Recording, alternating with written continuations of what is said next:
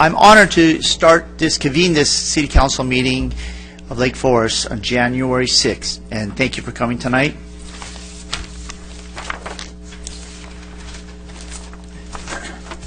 We're here with a special guest tonight to open our first meeting of 2015 with the former mayor for the City of Lake Forest, Ms. Kathy McCullough. Would you come forth? We will be led by invocation by Ms. Kathy McCullough, former mayor of the City of Lake Forest. And may I say it properly?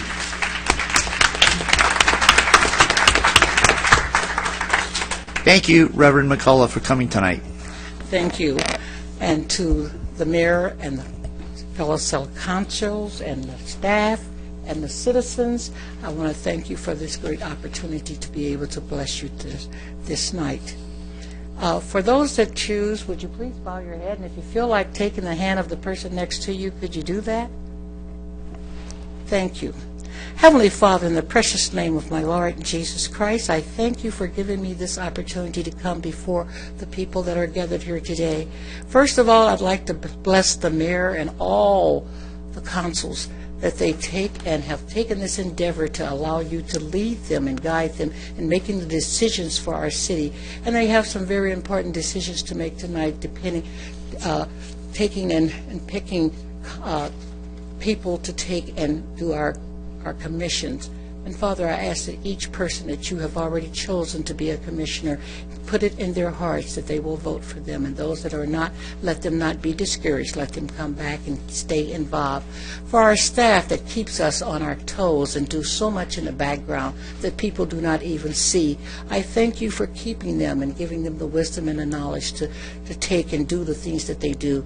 And for the citizens, Father, I ask for a special blessing for every household and every business person and everybody that even come through our city and visit. And for those households, I ask that you bless them and keep their families safe, as our officers has always kept the city a safe city.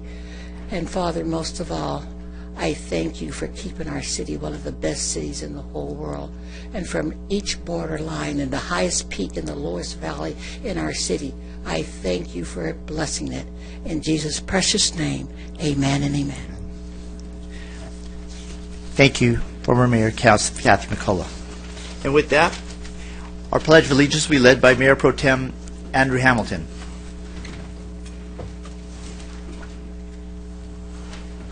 I pledge allegiance to the flag of the United States of America and to the republic for which it stands, one nation, under God, indivisible, with liberty and justice for all.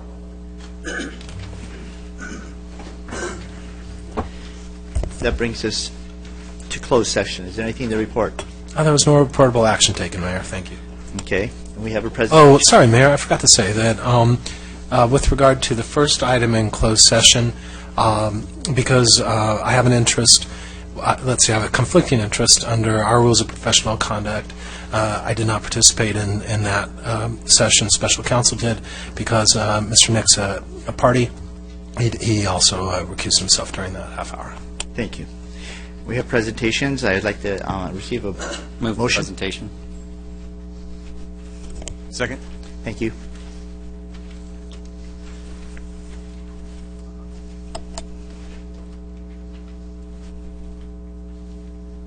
Need to vote on it. Oh, I'll take a vote on that. Thank you. All vote. Casted.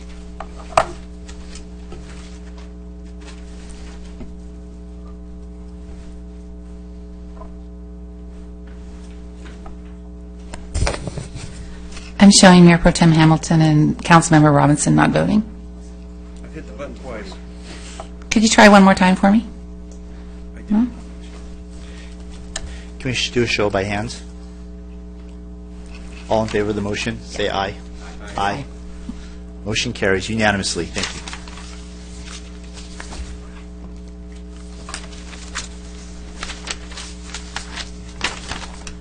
Agenda item 4, introduction of new employee, William Bill Berry, Community Services Senior Recreation Coordinator, submitted by Deputy City Manager, Director of Management Services. Mayor, members of the City Council. On December 8th, the very popular William Bill Berry joined the city as the new Senior Recreation Coordinator in the Community Services Department. Bill has previously worked for the cities of Irvine and Laguna Hills, as well as for the Saddleback Unified School District. He is a seasoned recreation professional with experience in adult and youth sports, facility rentals, and community events. And as our new Senior Rec Coordinator, Bill will be working at the Lake Forest Sports Park to help launch the new adult sports programs, among many other assignments. So with that, please join me in welcoming Bill Berry to the City of Lake Forest.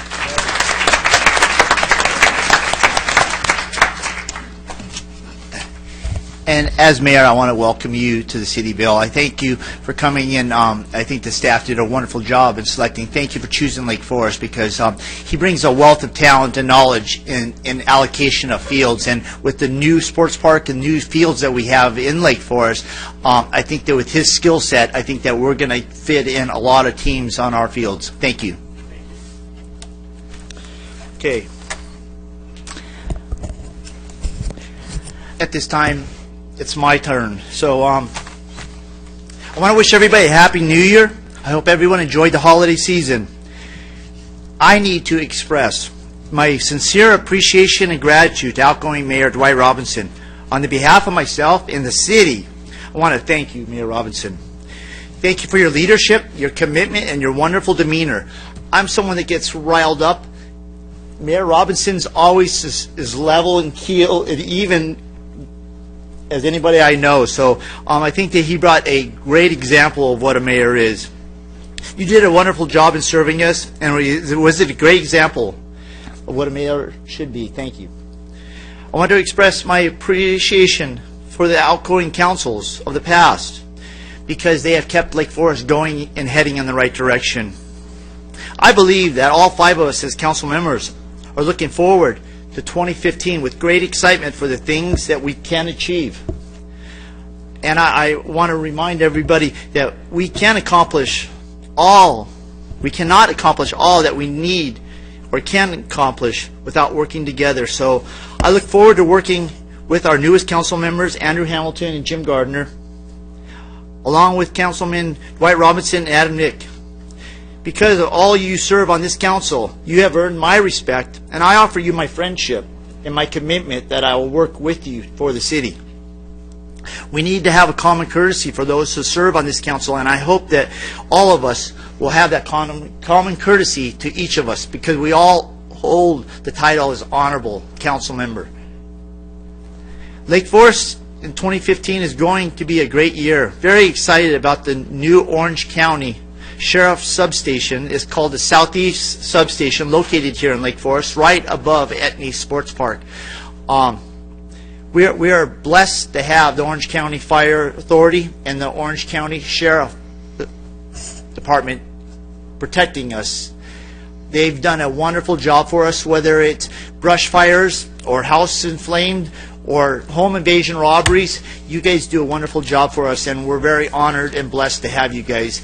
And you know, with the attacks that are going on in our nation upon our law enforcement, I think it's important for each of every one of us to thank them when they go by, because they do put their lives on the line for us. And the fact is that, you know, we don't always agree with what they're doing when they're writing us a ticket, but they are out there to protect the public good.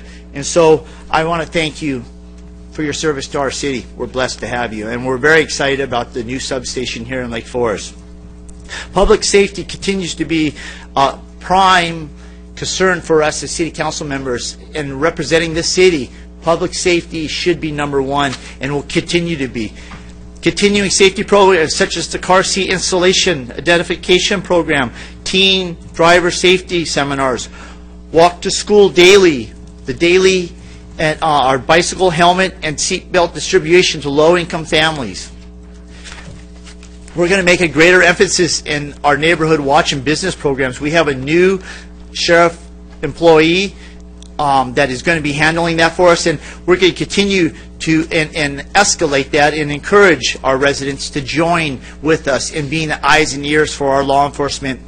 And we will be sharing crime prevention tips and other public safety. And we're going to include disaster preparedness at all our neighborhood watch meetings from this time forward. I think it's important for us because we've got a way, and we all know we live in Southern California and we live in earthquake country. There are and will be future earthquakes in our area. And so I think that for us to be secure, I think that my vision is that every neighborhood watch captain, when we have our neighborhood watch meetings in the neighborhoods, become a disaster preparedness where they can be the eyes and ears for the senior citizens, for those single mothers, those that are disabled in their community, that when and if the big one hits, that there's going to be someone knocking on that door, making sure the gas isn't leaking or making sure the water line hasn't sprung. Have us as the community be standing up for one another and watching out for us. I think it's very, very important. Continue our 6-week Citizen Leadership and Community Emergency Preparedness Academy, teaching participants to the basics of disaster preparedness. We will start the Get Safe Academy again. This is a safe get in the model of Aaron Runyon, which is, I think it's what was it, Aaron Runyon one? Aaron Runyon lost her daughter and started a program, but we in the city of Lake Forest have implemented our own Get Safe Academy for kids K through 6, and it's basically teaching them the ideas of watching out for themselves as they walk home from school and personal responsibility if someone approaches them to not talk to strangers. I think it's in reinforcement by us and our law enforcement that will be teaching this class. And this will be the second, begin the next month, the 2nd of, and in the 2nd of May. Communications for our city. Obviously, we want to communicate not only among ourselves as council members, but we want to communicate with you. And so the city has a numerous of communication projects underway, starting with the redesign of the city's newsletter, the leaflet. As the most popular cited source of information in the city, the leaflet's new look will be unveiled and the residents and homes in the next few weeks for our first 2015 edition. The city will redesign the Lake Forest Business and Etny Skate Park websites. These sites will have a new look and be user-friendly for the public.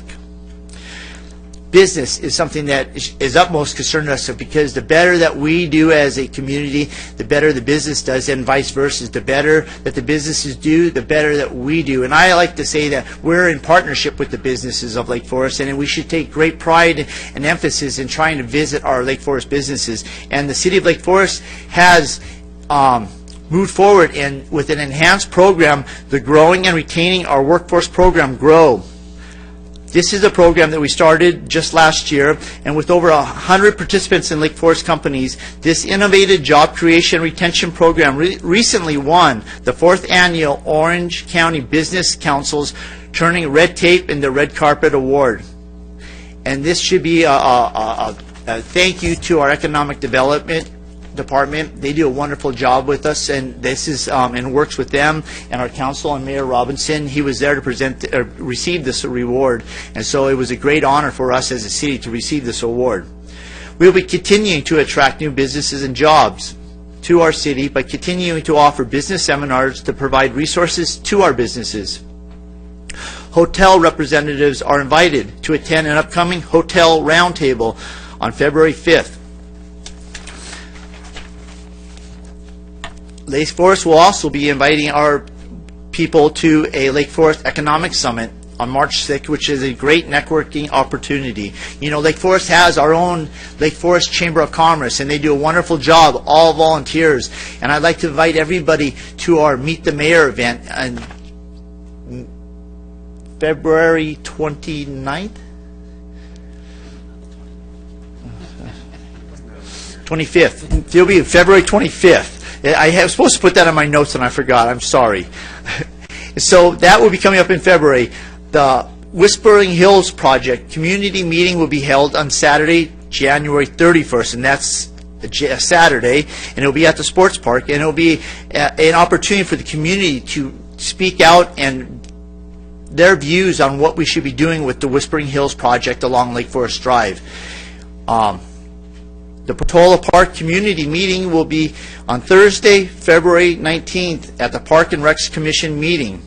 This is the park that we're putting in Patola Hills, and it will be having a baseball diamond, basketball, and soccer overlay. So it's going to be a great, and more importantly, to all you out there that are soccer fans and baseball, it will be a lit field. So obviously that is a high demand in our city, the lit fields. Construction plans and specs are now being prepared for the Village Pond Park. Based upon the approval conception plan, the project incorporates best practices to address the waterfowl overpopulations by adding trees, fountains, geysers, improve the water filtration system, and other improvements, and the nearby community will see that this is a great improvement of this park. Development projects. Development of our master plan communities are well underway. I hope that all of you have visited some of the new model homes that are opened up on Shea Baker Properties and Toll Brothers. Outstanding, outstanding, outstanding homes up there with some marvelous views. In fact, actually, the Shea Baker Grove, their community room, will be the site of the Meet the Mayor event this year.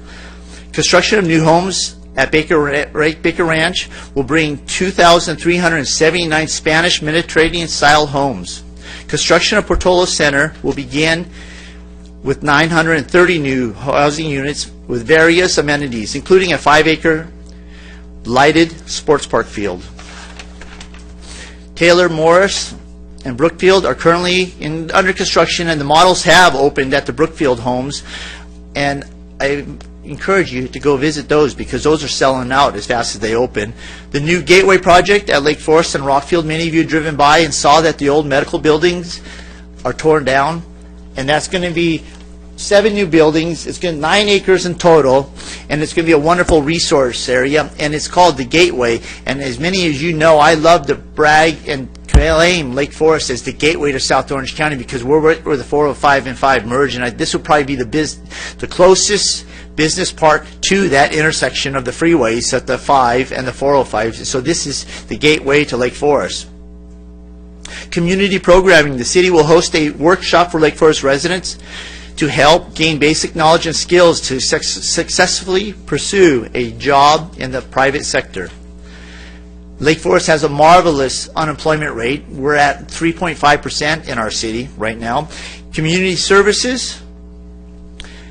The city will be accepting credit cards for certain transactions, making it easier for those to do business with our city. The Civic Center. The Civic Center is moving forward. The Civic Center will continue its journey to build Lake Forest's 100-year home, a Civic Center to include a community center, a senior center, a performing arts venue, city council chambers, the new community policing emergency operations center, and the administrative offices.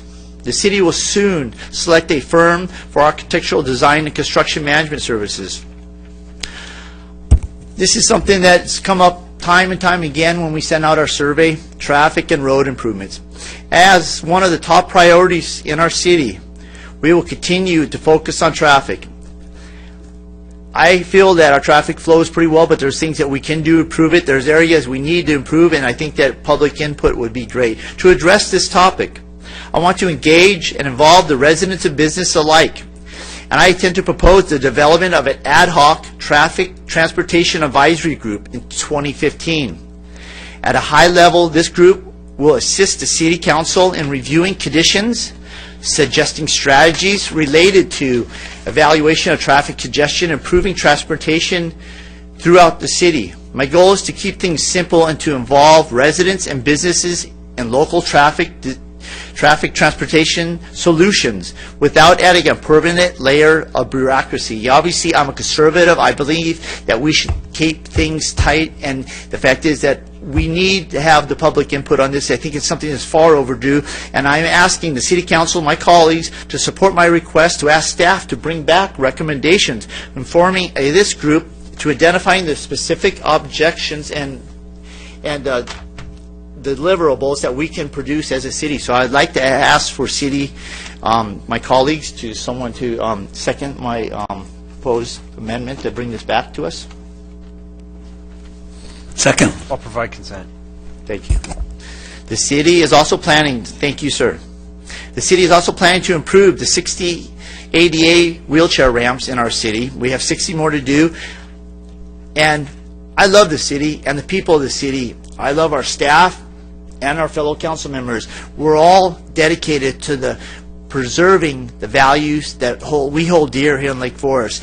And we are uniquely blessed as the gateway to South Orange County, and because of this, we are extremely blessed with opportunities.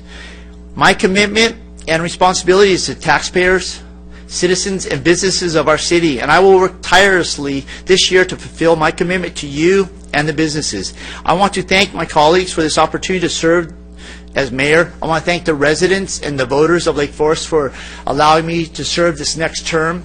I want to thank the staff for their commitment and dedication to our city.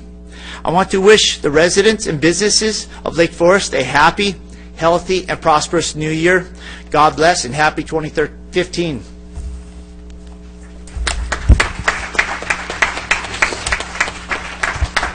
Thank you for indulging with me. We have a lot that's on our table. We have a lot of opportunities in City of Lake Forest, and City of Lake Forest is the gateway to South Orange County, but we are blessed with Irvine to the north of us and Mission Viejo to the south of us, and I'd like to acknowledge the mayor, the new mayor of Mission Viejo, Kathy Schlick. Please stand, Ms. Kathy Schlick. Mayor, thank you for joining us tonight.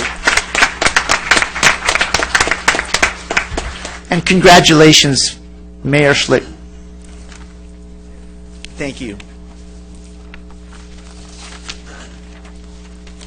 With that brings us to the El Toro Student Liaison.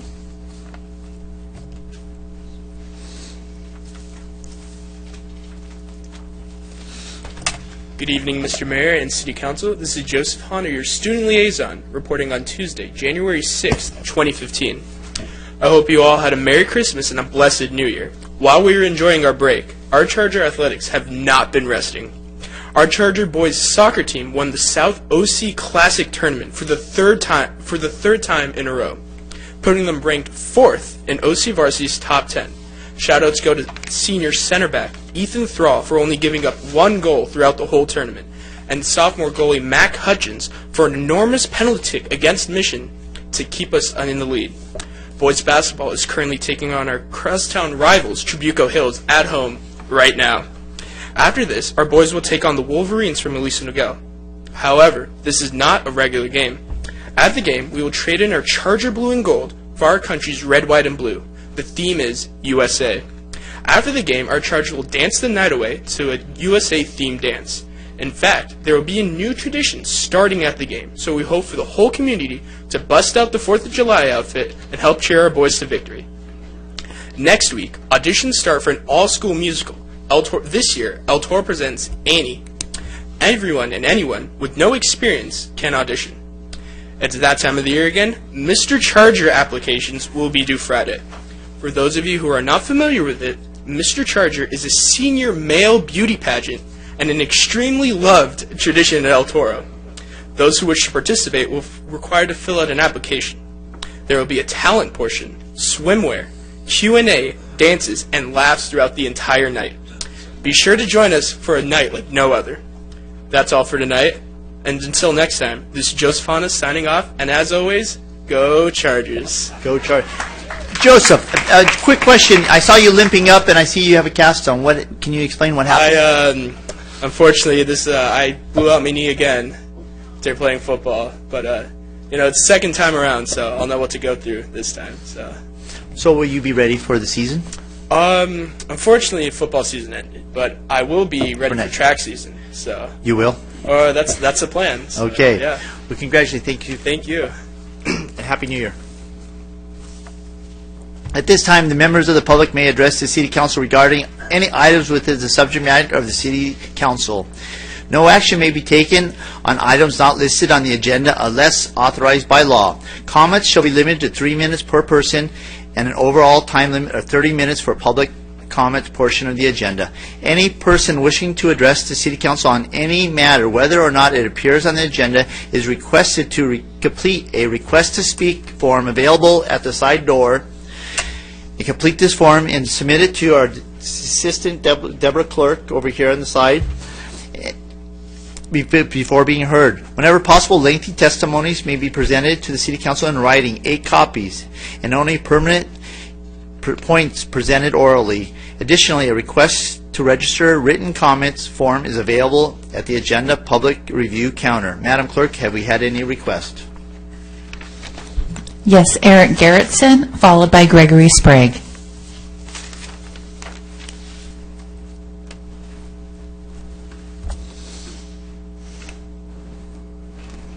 Hello, my name is Eric Gerritsen. I'm a 14-year resident of the city. Before I get going, regarding the park with the duck and bird problem, open leash dog park. They'll take care of the birds real quick. Won't have a problem. Won't cost us a dime, and it solves everything. I would like to greet the two new council members. I've never spoken in front of you. I think I've spoken with Jim Gardner before. But I have proposals in front of you to open up a model medical marijuana facility in this city. I'm disabled. This is the only type of job I can do. This is it. I either do this or I continue to live on $1,400 a month for the rest of my life. My wife and I have been married for 4 wonderful years. We haven't even been able to go on a honeymoon because of my injuries and the lack of money. This is something that is well needed. It's well proven. And in my documents that I've provided you with, there's 2 DVDs that show that there's certain forms, especially the type that I will be carrying, that people with epilepsy, quadriplegics, and other people are actually treated better with medical marijuana than with pharmaceuticals. There is a need. It's not just a bunch of people getting high. And the other thing is I'm going to be 21 and over to keep it out of the high schools. I'll work closely with the police department if there's any kind of problems.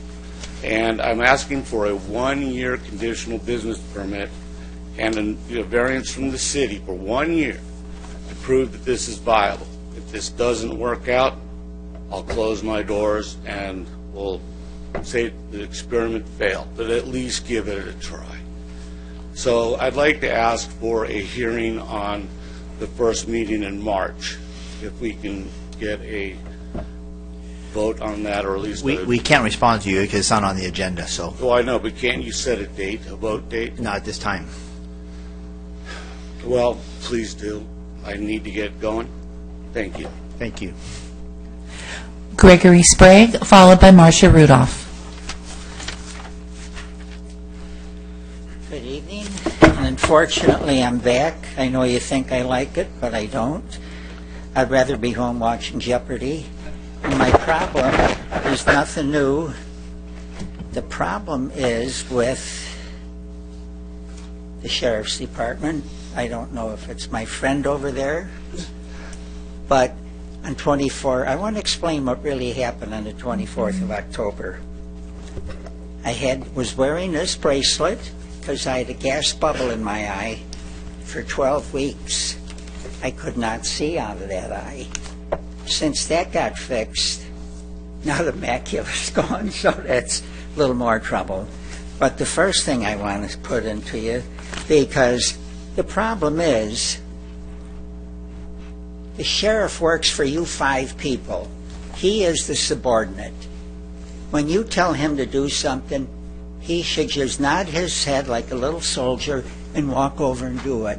He doesn't do it. He's withholding that photograph lineup that, of course, I personally don't believe. I didn't identify the offender, but they won't give it to me.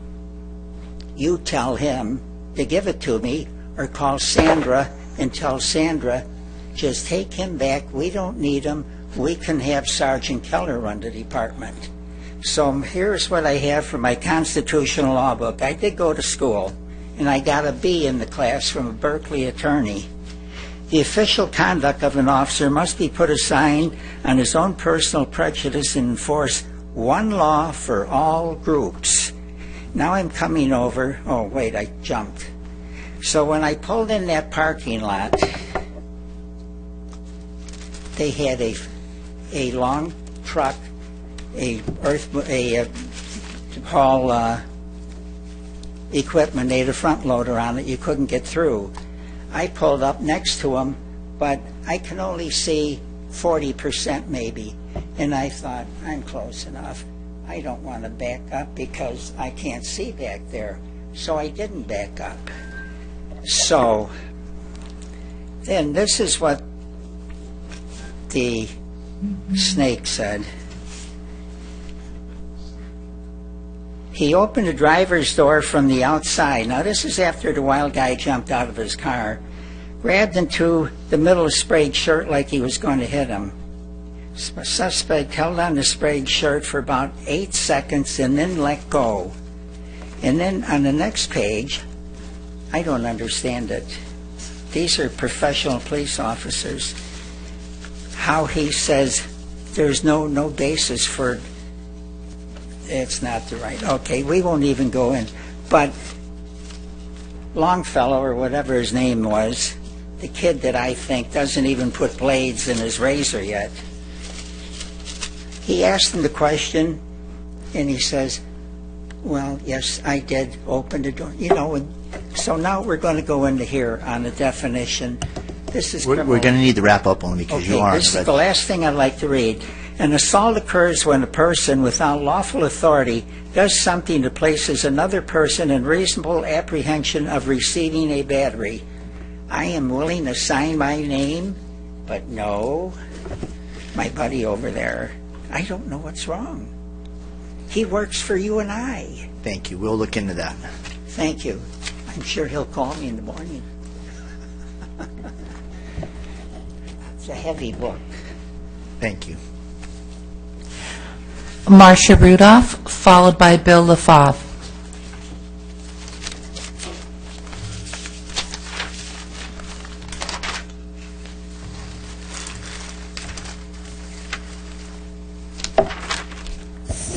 First of all, Happy New Year, everybody.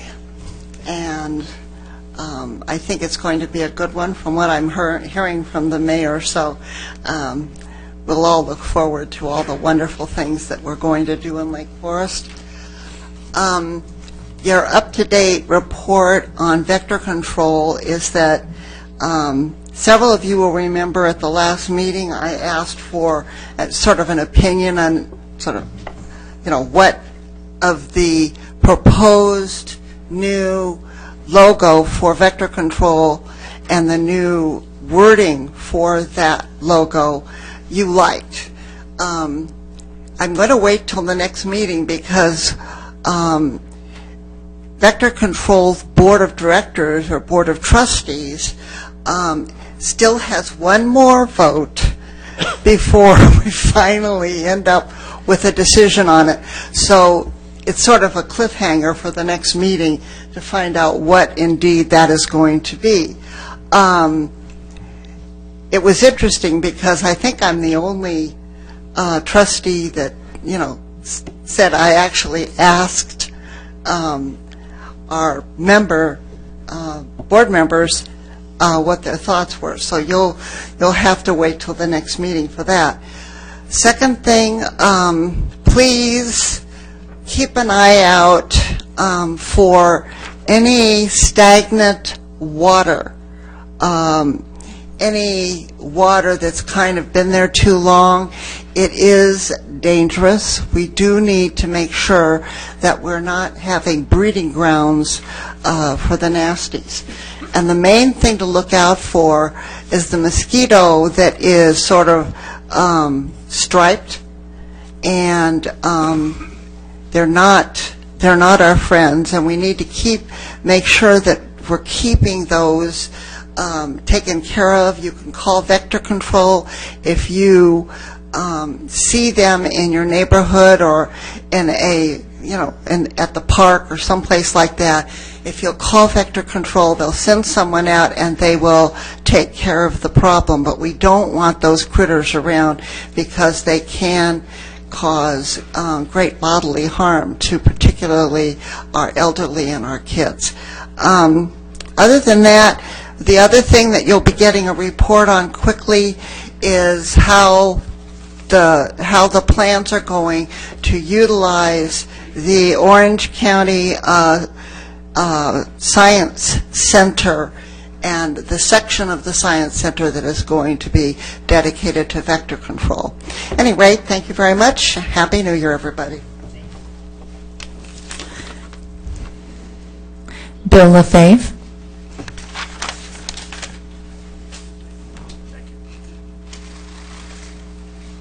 Mr. Mayor, council members, I would like to speak to you a moment about our campaign sign issues. It was either last year or the year before that this body enacted a law that allowed election signs, campaign signs on public property. And I think that 2014 election showed us that we had excessive signage and what I would refer to as gross visual pollution.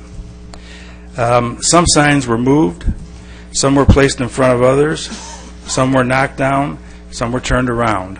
I don't think that's very professional. I don't think it puts a good light on the city of Lake Forest.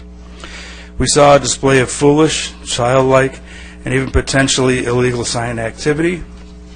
Some signs appear to be on private property, such as association slopes, corners that are maintained by associations, etc. In some areas, as many 30 signs were cluttering one corner. And even some fairly small areas were overpopulated and ugly. The signs didn't tell voters anything. They didn't say what the candidate was for. They didn't say what the candidate was against, or anything about their qualifications or fitness for office. It was strictly a name recognition issue. The law only seems to benefit the candidate or candidates with the most campaign money, and perhaps that's not the direction we should be going in. Signs on private property at least indicate that a person knows a candidate or supports that candidate's views and positions and values and conveys a message to others in that manner. I feel that laws should be enacted to benefit the community and its citizens, not just a small number of people who are running for public office. Prior to passage of this law, our community has held many successful elections without any of these problems and issues. The law does not benefit the community or its residents, and I feel that the law should be repealed. Thank you for your consideration. Thank you, and Happy New Year. We've had no further requests. With that brings us to the Warrant Registry, item number 6. All matters listed on the Warrant Registry are considered routine and will be enacted by one vote. There will be no separate discussion for items unless members of the City Council, the public, or staff request specific items to be removed from the Warrant Registry for separate action. Have there been any requests? We've had no requests. Council? Move the warrant register. Second. Call for the vote.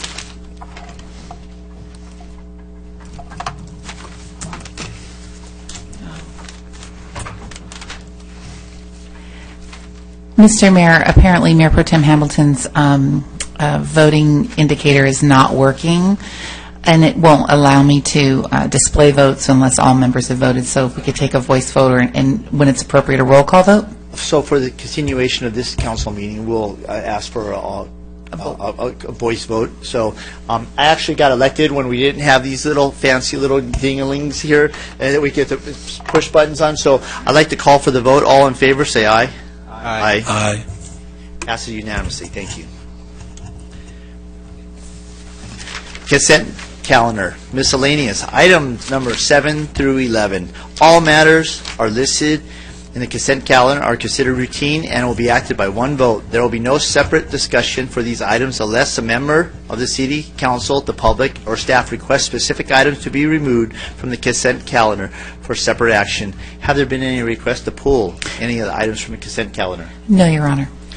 So I'll entertain motions. Any council members, do you have anything to pull? Move the consent calendar. Second. Thank you, sir. Call the voice vote. All in favor? Aye. Carries unanimously.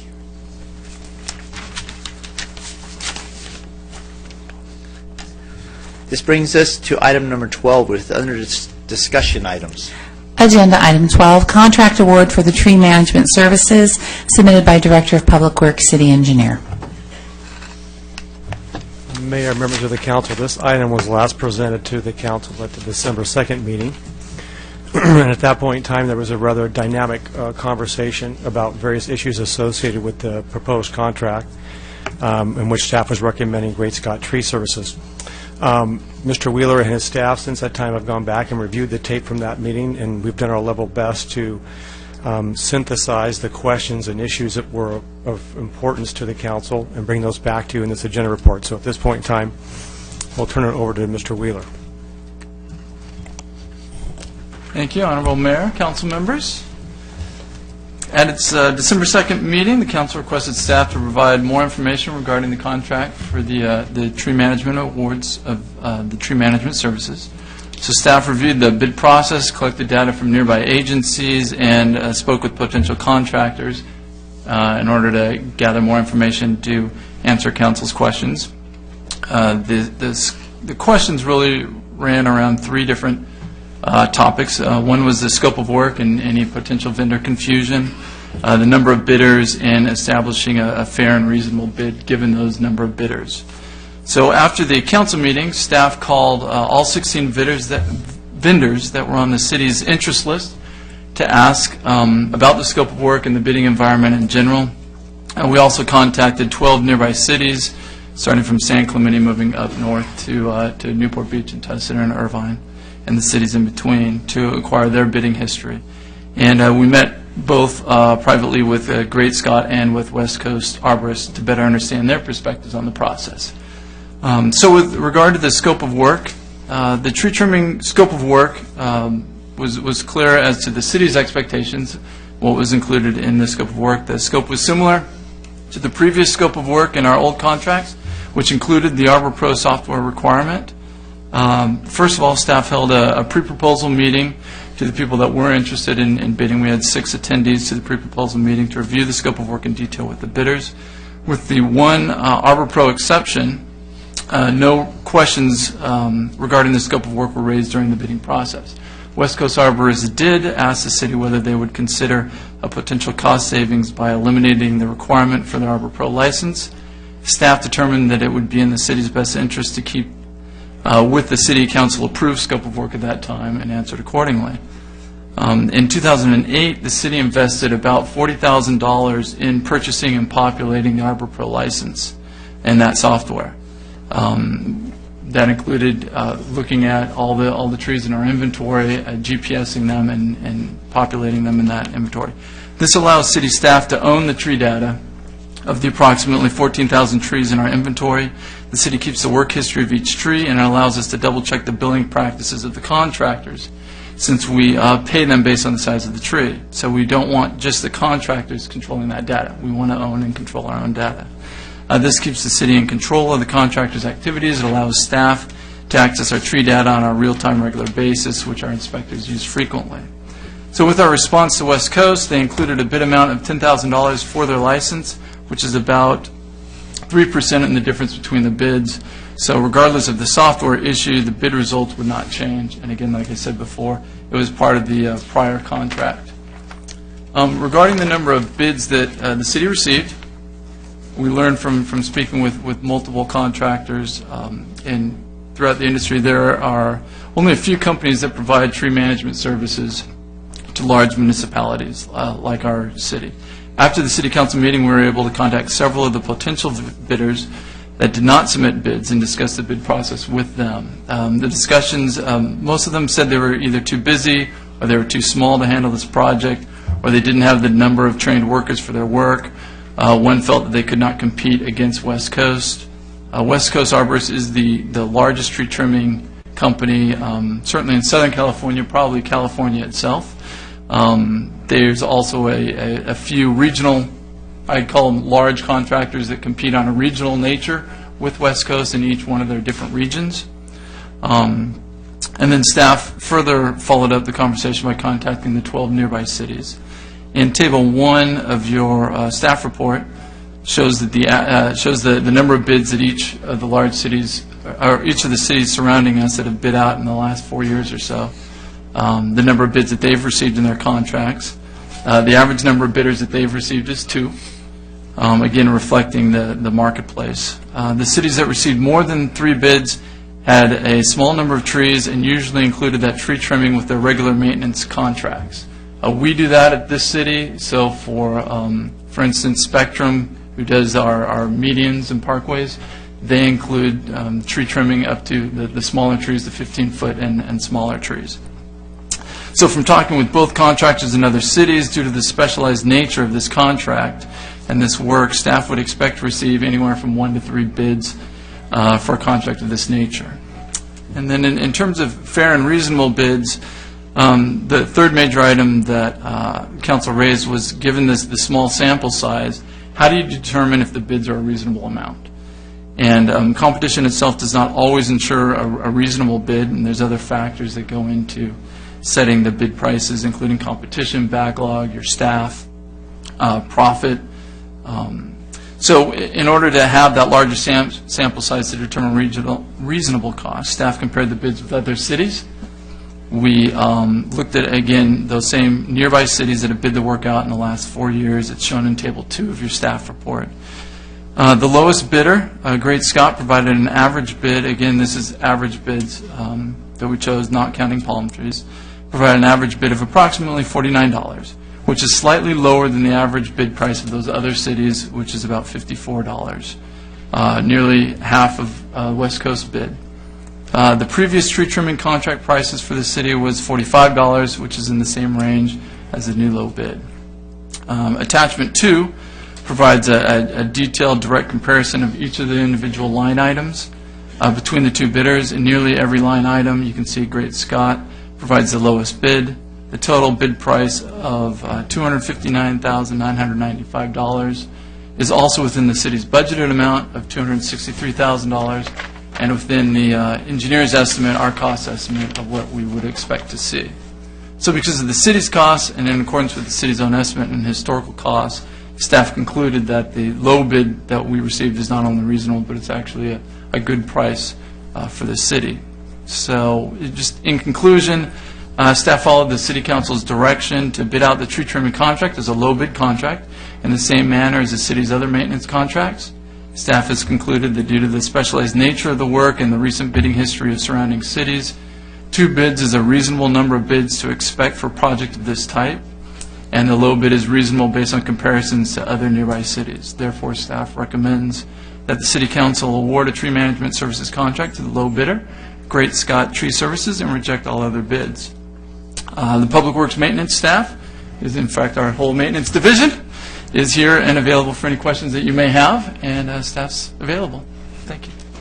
Thank you. Council, I'll start it off. What was the initial, do we have any comments from the public? Patrick Mahoney.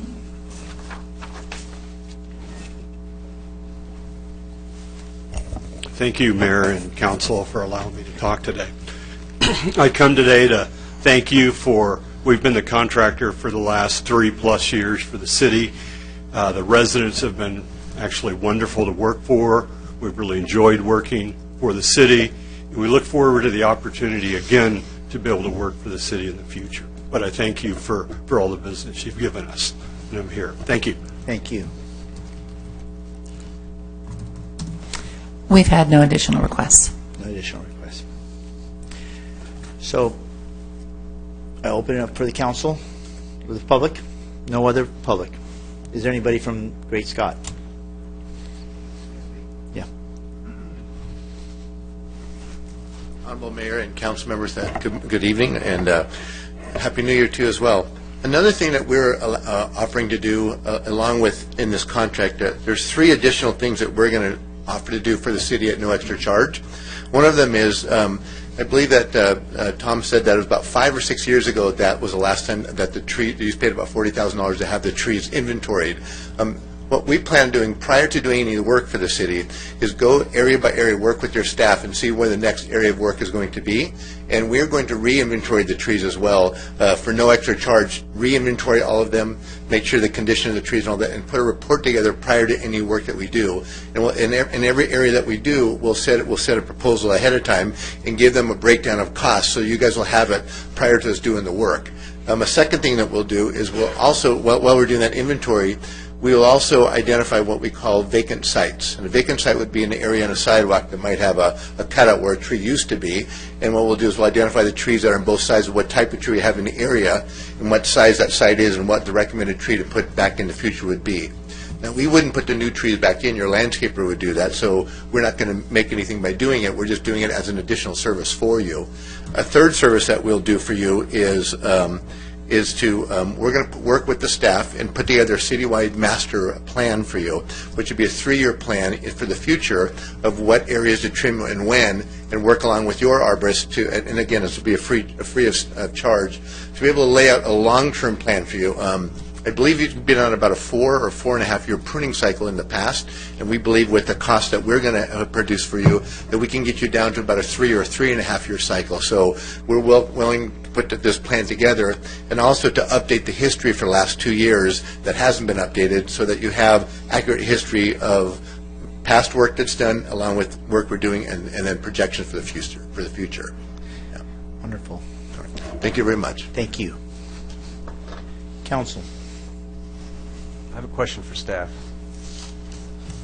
So I was questioning the RFP that went out, or the bid. Do you use like an online process to distribute that at other, like a third-party website, or do you just use the city's website in this case? For traditional public works projects, a street job and stuff like that, we use online. It's set up in the industry, set up very well to do that. For more of the maintenance type things, there's no online services that we use. So we followed our process. We advertised on the city's website. We advertised in the newspaper. Primarily, how we do for maintenance contracts is we keep an ongoing vendors list. So anybody who ever contacts us, we keep that list going of anybody who's potentially involved in that type of industry. So that's where we got the 16. It was actually 17, but when we mailed it out, somebody was out of business. So we sent out and we contacted 16. Most of them we contacted. If we have the email, we'll send out an email and say, here's the notice inviting bids, let you know this is it. So out of that, we got 6 firms that came to the pre-proposal meeting to learn even more about the process. Great, thank you. What was the previous contract with our previous provider? How much was that annually?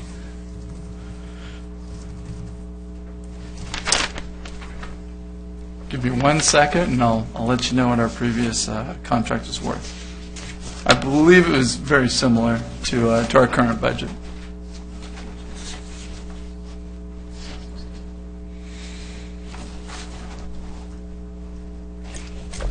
While she's looking it up, bear in mind that the new contract is different than the old contract was. They added more. Okay. I just want to know what the last...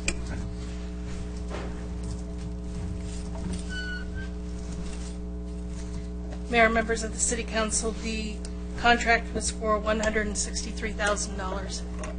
Okay, what was the the new offer out there is $259,000. What is the difference in price on that? Went from 169 to 259. And the scope of work changed significantly. What was the extension, the additional scope of work added? The scope of work changed to really to trim more trees. How many more trees? Well, the first. Did we add a new forest because the sports park trees aren't able to be trimmed yet? Correct. No, we trim trees more often. So we have 14,000 trees in our forest right now. We don't trim each tree each year. So we're on a cycle of a 4, 5, or 6 year cycle of trimming them. We're moving it down to a 3 or 4 year cycle to trim them. So in the last 23 years that we've been a city and we've been on a cycle that we're on paying $169,000, why do we feel it urgent to have it up to the cycle to where we're now paying $259,000 for? The more often you can trim your trees, the healthier the trees are, the less claims you're going to receive from limbs falling, trees falling, things of that nature. That's a healthier environment. I can't say how many and what cycle the city's been on over the years, but it's a healthier, better one, and that's why we took the scope of work to the council, and we talked about this during the budget process last year, to be able to increase our cycle and take care of our trees better. Okay, in my recollection of the last council meeting where we discussed this, I think, was it 2,000 extra tree trimmings? Is that what it was?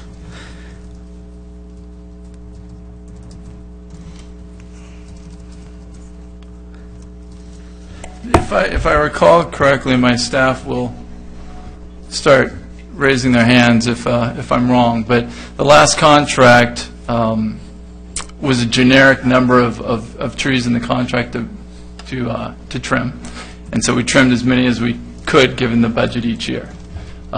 We've identified additional trimmings in this contract in order to do what we just said, increase the number of trims during the So basically, it wasn't an addition of new trees added to the contract. It was just additional trimming to the trees that we already have in inventory.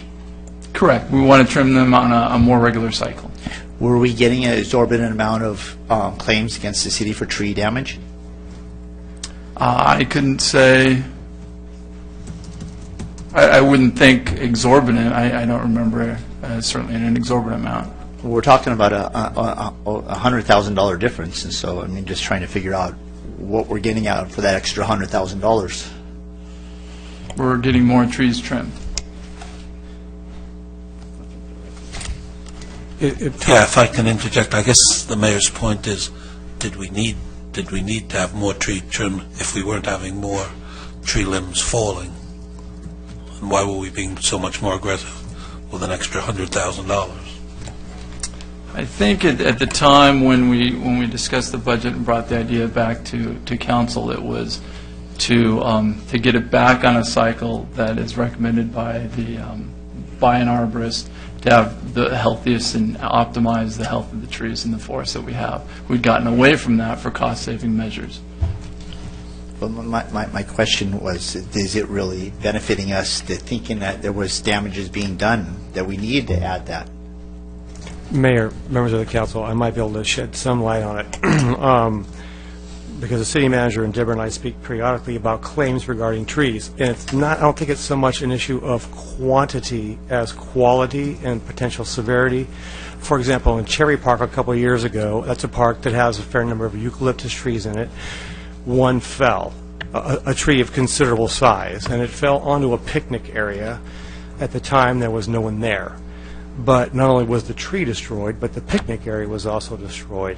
And it's not uncommon that we have trees, for example, in this most recent windstorm, we had trees fall on slopes into the city's public right-of-way. I think we were fortunate this time that we didn't have any trees fall on any cars or pedestrians, but that potentiality always exists.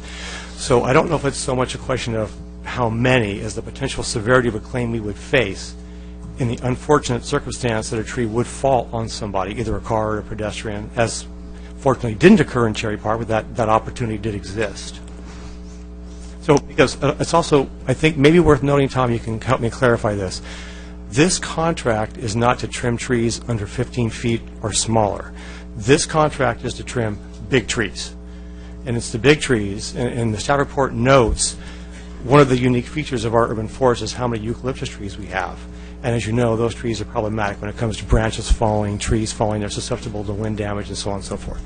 So unfortunately, in this environment of claims being filed, when we get a claim, it's oftentimes of considerable magnitude.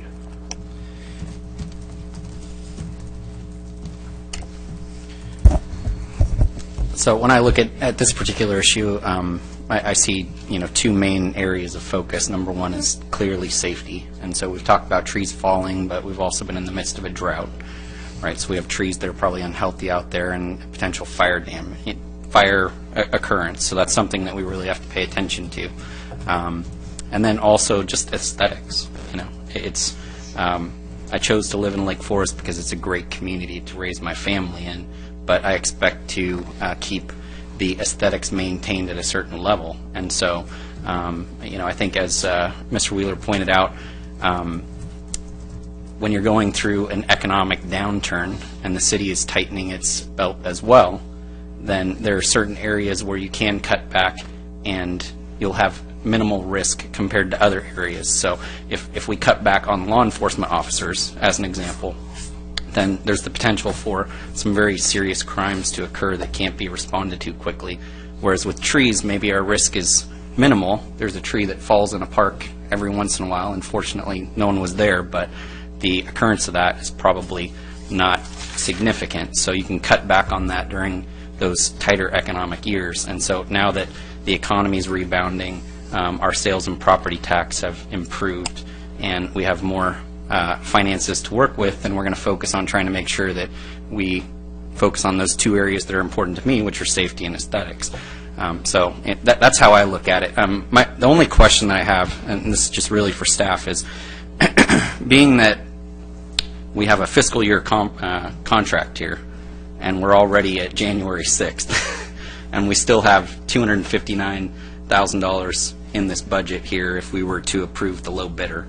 Are they going to be playing catch-up, or what do we expect at this point? Because we've basically lost 7 months out of those 12. So do we expect it to be the expenses to be prorated down, or are we going to be catching up, and what do we really expect to be reality at the end of June?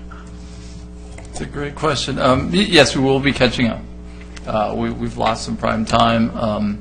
They will do the best they can, obviously, within the given amount of time that we have. And once we get direction, whatever that direction may be, then staff would, if it were to approve it tonight, then staff would sit down with the contractor and we'd map out a game plan and see what we can accomplish and what needs to be done, and work out a game plan moving forward with the contracts.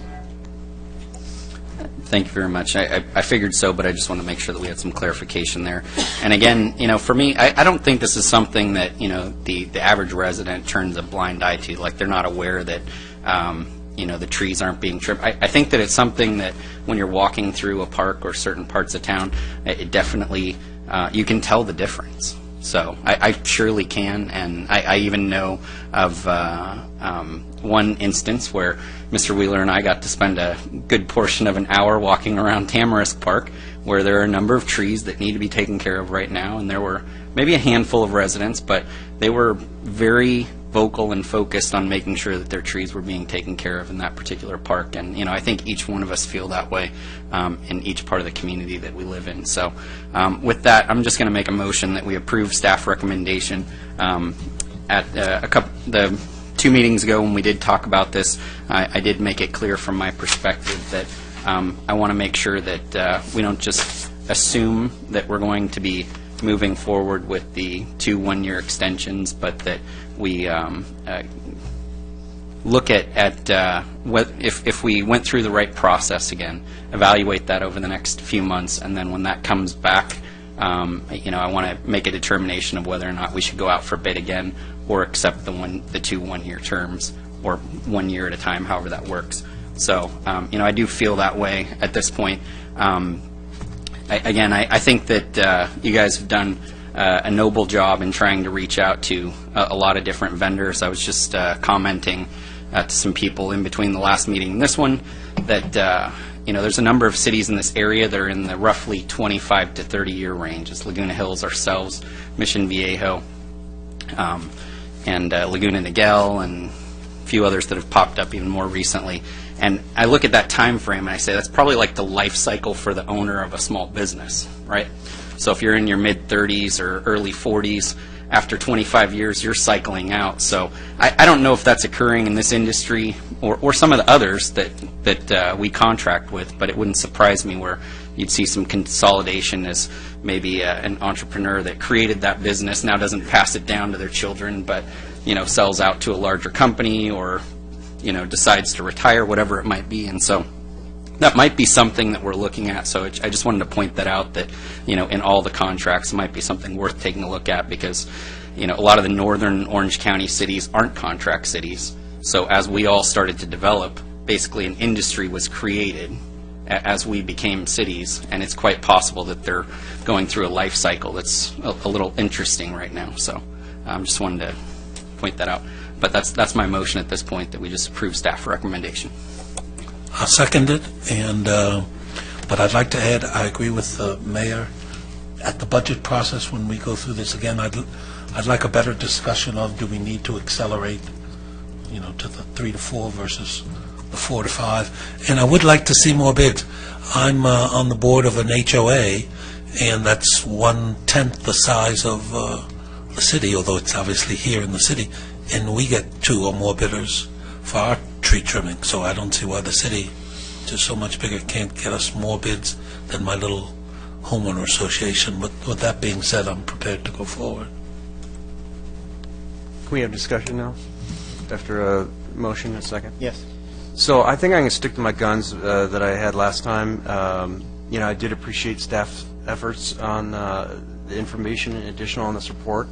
And I think the average unit cost is very informative. I just still have concerns that I stated previously, the number of bidders, and I don't know if we're cutting trees. What did you say it was every 7 years previously? 5. Every 5 to 7. If adding just one more year is going to make that big a difference. In addition, I would say that the city has the power for less than $30,000 if there are issues with trees that we know of, that I just, that those could be addressed in this interim period. So that's my thoughts on that, on the motion and second. Is that an alternative motion? Yeah, I'll do that. It was number 2, I think, was to reject the bid, so I'll move that motion.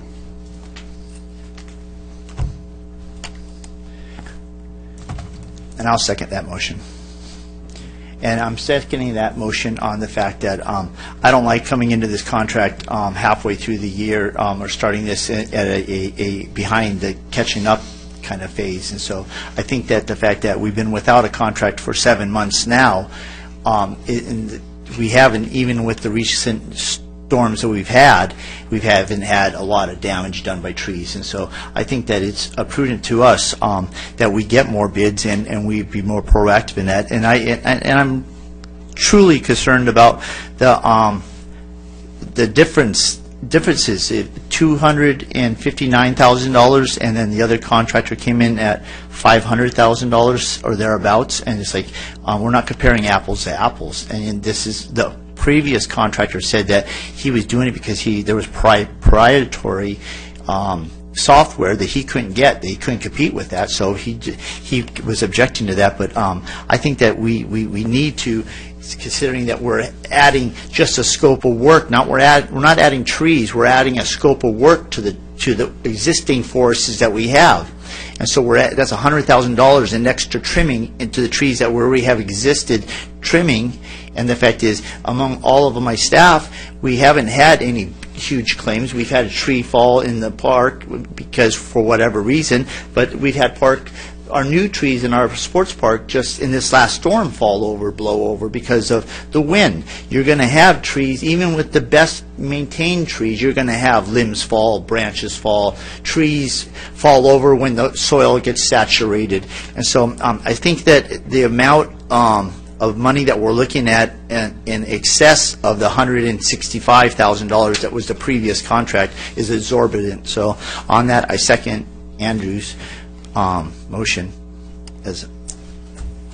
I agree. If I may comment. Yes.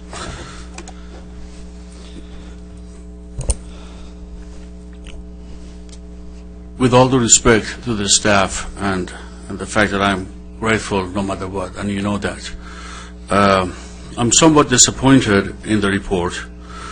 5 weeks ago tonight, I asked and moved and made a motion and eventually got it approved that we would be looking at apples with apples, because that was not the scenario 5 weeks ago tonight.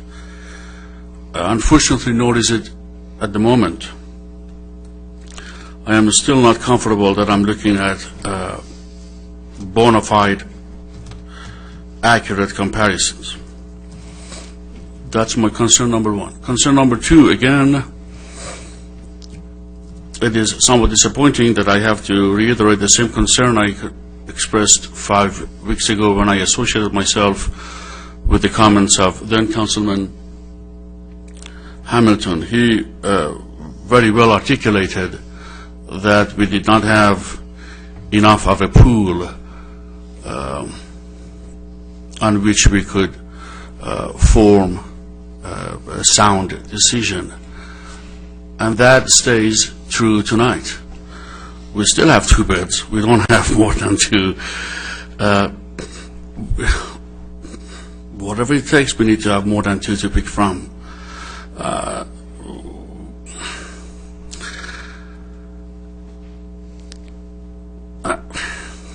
The third element that concerns me is that we are into this 7 months now. More than half of the year is gone. My question is, why are we visiting this? Same question I had 5 weeks ago tonight. We are visiting this 10 months too late, if you ask me. In all,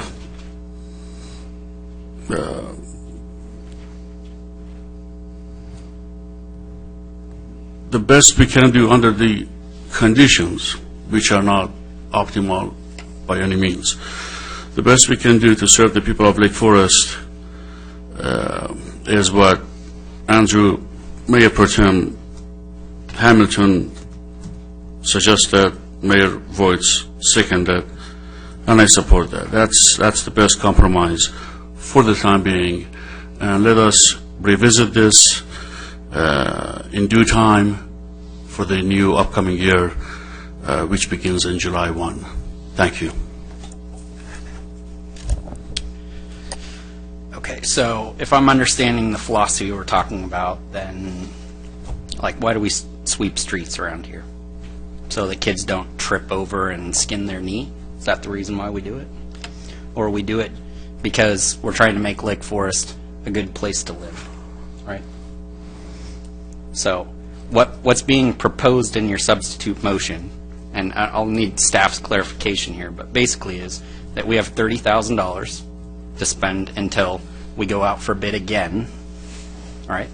So it's about 1/10 of the budget that we're talking about, so I'm guessing, based on my own math, that we're going to blow through that in about 5 weeks, all right?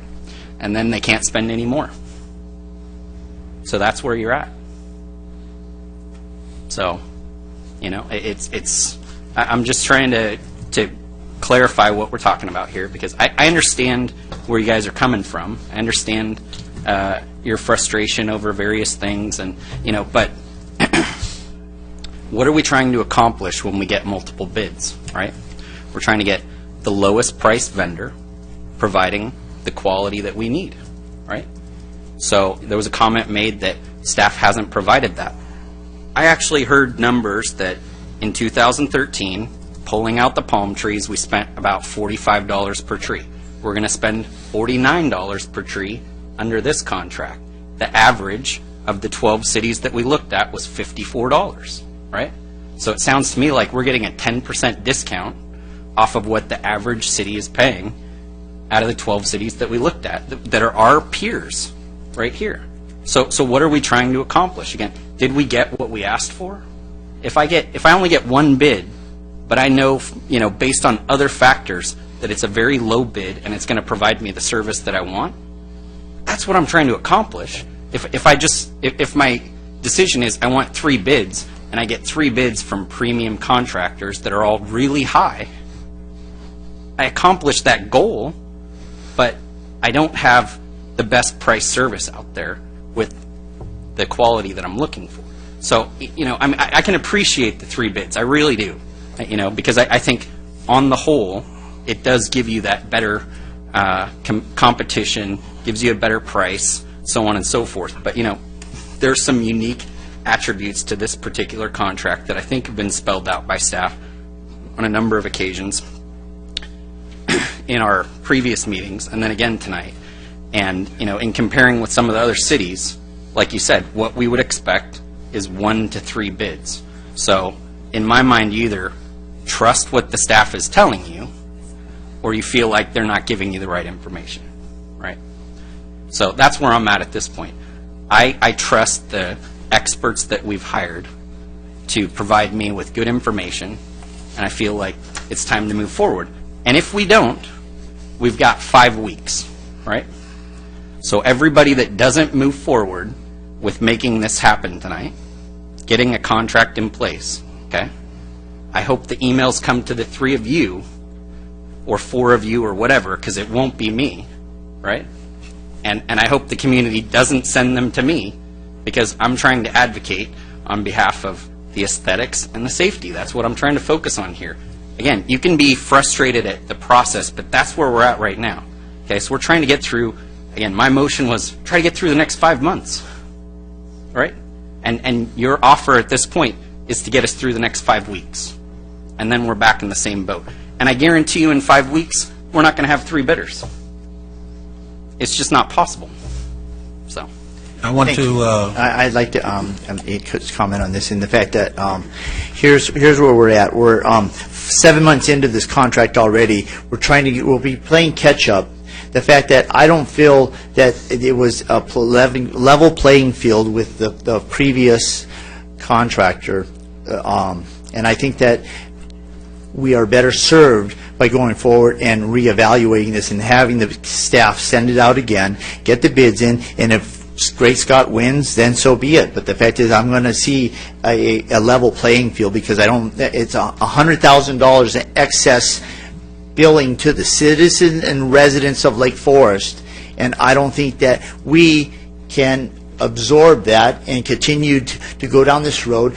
Staff should have got this to us when the contract was expiring, and we wouldn't be in this 7-month dilemma. So I couldn't call for the vote and close comments. All in favor? Oh, Mayor, you're going to vote on the substitute motion first, right? That's what I think. You. All in favor of the substitute motion, say aye. Aye. Aye. All opposed? Nay. Mayor, members of the council, I'm sorry, but can we, just for clarification's sake, that was a motion to accept recommendation number 2 in the staff report, which would be to rebid the project, correct? So we're going to reject all bids and rebid the project. Just so we're clear, so Mr. Wheeler and his staff are clear, are we going to rebid it in the exact same fashion, or is it the council's direction to somehow modify the scope? We're happy to implement the council's direction, but if we rebid it in the exact same fashion, which we're happy to do, I'm just, in the interest of full disclosure, I'm not entirely sure we're going to get a demonstrably different result. But if the council has interest in, for example, Mayor, going back to the original scope of work, not wanting to trim as many trees, that would most likely produce a different result. You know, in the brief time that I got to discuss out in the law with the previous contractor, that it wasn't the scope of work that was added.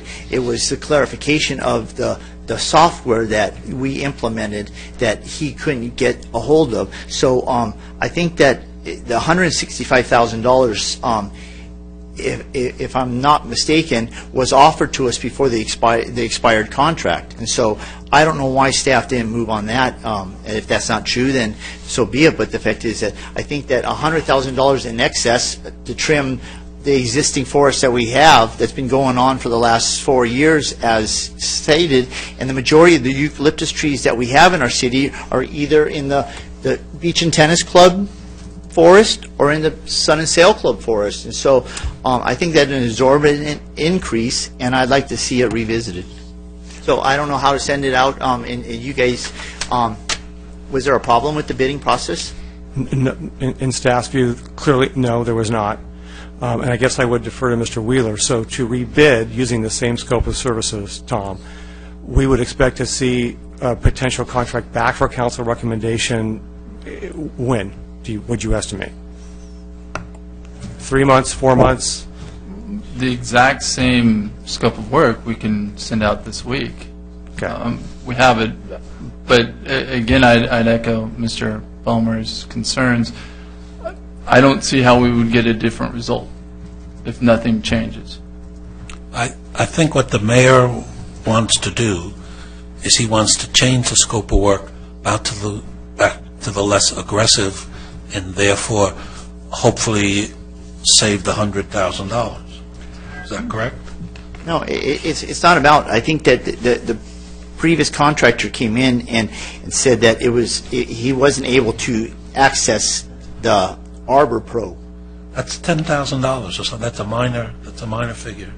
Well, We can modify the language of the software and bid that out. That would satisfy all vendors. If that would be your direction, we could do that. That would be acceptable.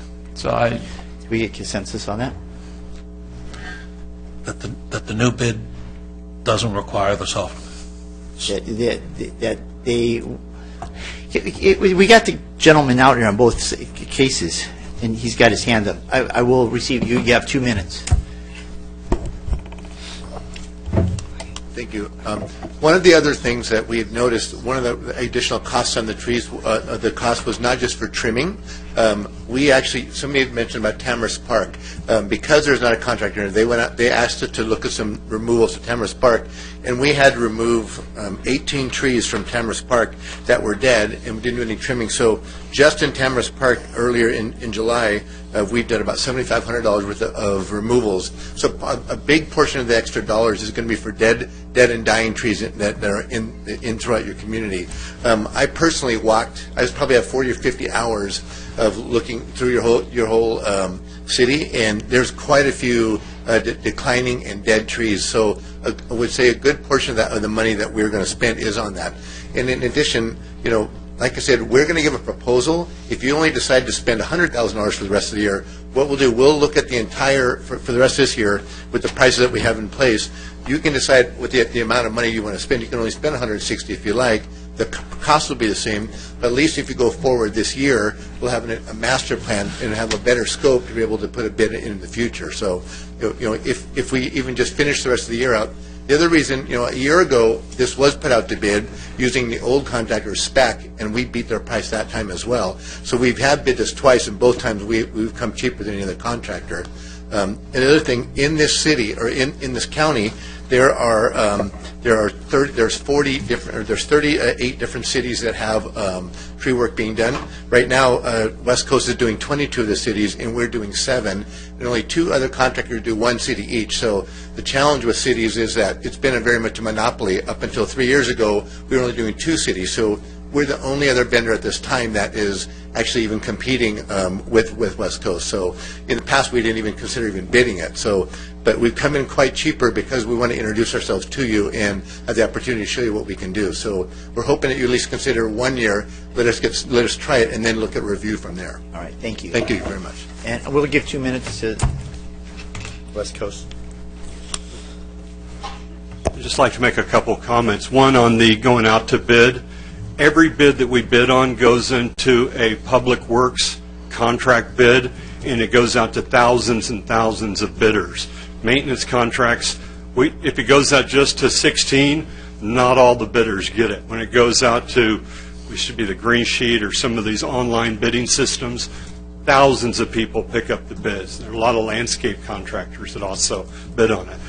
The tree removal price that you were going to award was around $450 a tree. When you were talking 49, you got to look at the overall price of it, of the removals. They're a big portion, or a very expensive item.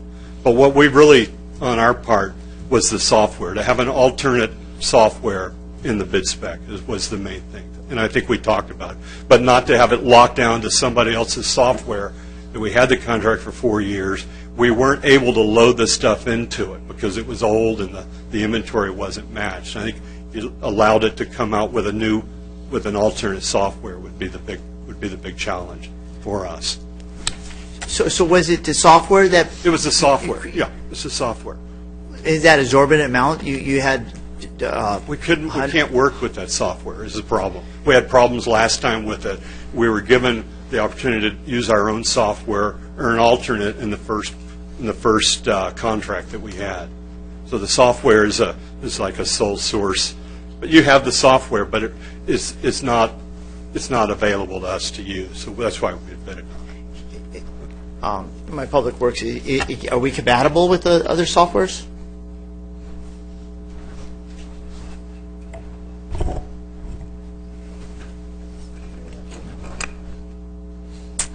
We have talked with the software vendor. I'll just say that it's fair to say that there's history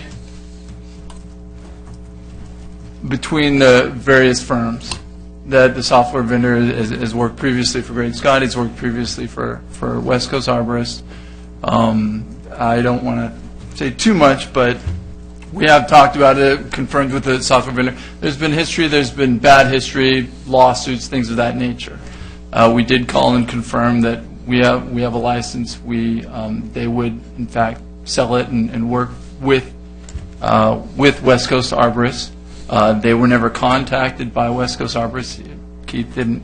Forgive. I don't remember the owner's last name. Didn't confirm or couldn't remember that they ever contacted them to purchase that license during the bid process. It was also included. This license requirement was included in our last contract.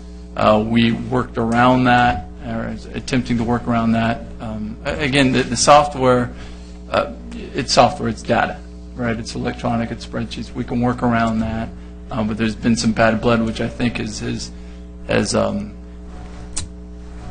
boiled over into this bid process. So you see that there was a problem with West Coast getting the needed requirement for the city to use Arbor Pro.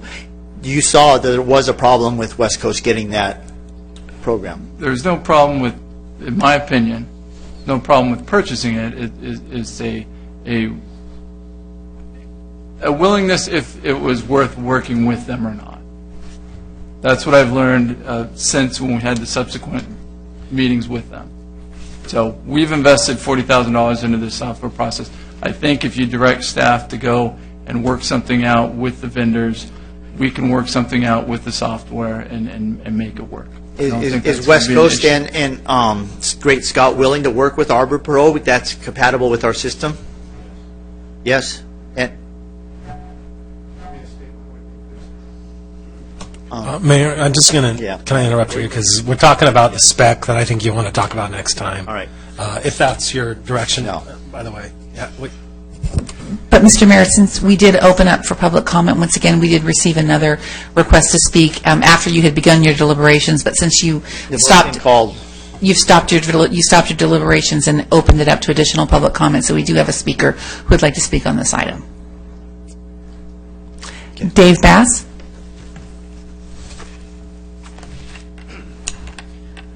Dave Bass, Lake Forest, resident. Come to you in the capacity not only as a resident, but also as a risk manager. I do risk management analysis for other cities. I've done it for a number of years. And I used to be, when I was with the city as finance director, I was also the risk manager. There have been claims with the city when I was here relative to tree branches falling, and one did cause an injury, at least one that I recall. I don't want to go into any details of it because it's been long ago and settled, and I don't know all the details, but I do know there is an injury. In terms of going forward, one of the classic things that comes up if there's an injury relative to some sort of public property is, what has the city done to mitigate that happening? The use of software, whether it's Arbor Pro or something like that, that's regularly maintained and updated, is a great help in the defense of the city relative to the ultimate outcome of damages relative to a liability claim. I've seen this. It happens with maintenance of signs, stop signs, and traffic lights relative to traffic accidents, and that happens with trees, happens with sidewalks. And the better you have an inventory and the better you have a system and process in place that adequately maintains whatever the claim is against, in this case trees, the better able you're to defend the city and actually keep the costs lower. By not going a year without trimming trees, which is what is effectively being proposed here, because the $30,000 will be used not in 5 weeks, but it'll be used for just emergency things, puts the city at greater potential for, if there is a claim, for a greater dollar loss. Because you cannot defend why you didn't do it. You can't say because you didn't have the money. right, thank you. Okay, so we're closing debate, and I actually will make an alternative motion and a request of staff and the lowest bid provider. Can I do that? Basically, my hang-up is that we're going into this one-year contract at $259,000, and we're 7 months into the contract. If we sign a contract for 6 months to fulfill this 1 year for him to start trimming trees in Lake Forest, can we prorate that? Mayor, if you want to reconsider that idea, I'd request that you get the item back on your agenda with a motion to reconsider, which would have to be made by either Councilmember Gardner or Councilmember Robinson. Motion. Second. But wouldn't it be the alternative motion that makes it carry it on? You're going to talk about how you might bifurcate the remainder, yes. All right. So you need to vote on whether to put it back on the agenda for reconsideration. Sorry. If now that we've opened it back up again. Oh, sorry. Got to vote. Mayor, we need a roll call vote on the reconsider. Sorry. On the reconsideration, roll call vote. All in favor? Aye. Aye. Mayor, members of the Mayor, if I may, at your discretion. Yeah. I appreciate the reconsideration. I think, just for clarification, this contract that's currently proposed is actually for a 6-month term in recognition of the fact that we are, as you point out, halfway into what would have been the tree trimming cycle. So if the council would consider, I think staff would think it would be a good compromise to at least award this contract for the first 6 months so we can complete the initial tree trimming cycle, which means, by the way, it's not that does not mean we're charged the full amount for those 6 months of services. We're charged as the services are used. Okay, in which time we can prepare bid specifications and bring those back to the council for your consideration, so the council can look at them in top to bottom. So while we rebid it, or when we rebid it next time, the council has full knowledge and benefit of knowing exactly what we're asking for. The benefit there is, and I'll try to come up with better ideas for ways we can solicit more proposals. Although, when you look at the most recent bidding that's occurred in other cities, there have only been 2 vendors, West Coast Associates and Great Scott. But we'll put our best minds to try to come up with a way to expand that bidding base. But the benefit to that is we can at least trim the trees in this immediate cycle for the next 6 months, come back to you with bid specifications, and have the council review those and set a course then for the following year. Okay, my hang-up was the $259,000. We're not paying for the full year. Okay. Yeah. Mayor Boyds, we've had another request to speak. We're calling for the vote. Okay, we'll hear the vote. Catherine McCullough? Miss Kathy.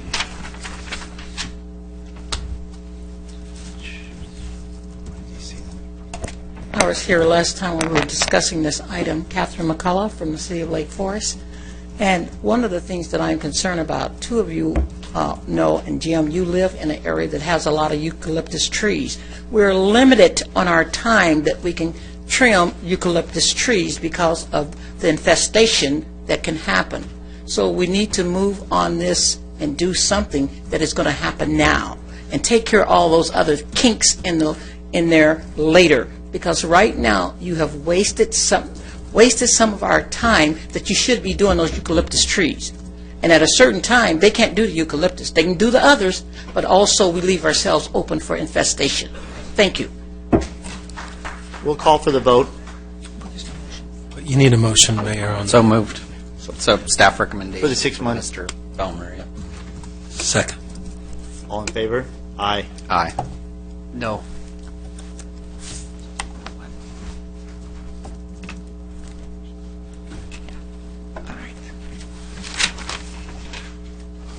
Now, if I may, Mr. Mayor, help answer staff's question on what to do coming up this next time.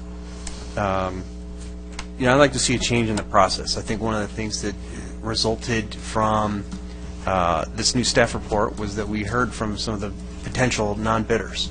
And, for example, one of them stated something to the effect of, we're too small, there's a lot of large 70-foot cranes. I'm not saying this would be an option, but, this is a possibility based on some of the feedback, if you get continuous feedback throughout the process, to possibly split it so that, the smaller trees that don't require the larger cranes could be in a separate contract, and then the crane type operation, the tree trimming, would be in maybe a second contract. That's just an idea. It might not work, but just based on the feedback that you receive along the process, you could potentially change the scope or do things to change the RFP or bid to allow more bidders, and that communication enhances that process along the way.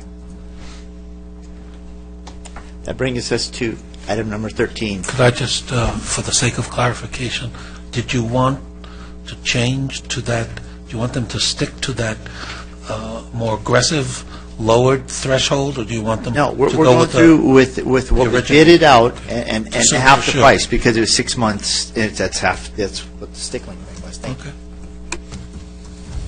Thank you, Councilman. Item number 13. Agenda item 13, resolution in support of Proposition 13, submitted by City Manager. Mr. Mayor, members of the council, this item is on the agenda at the council's request. Mr. Tomaino worked to prepare a resolution, I think, pulling from various sources.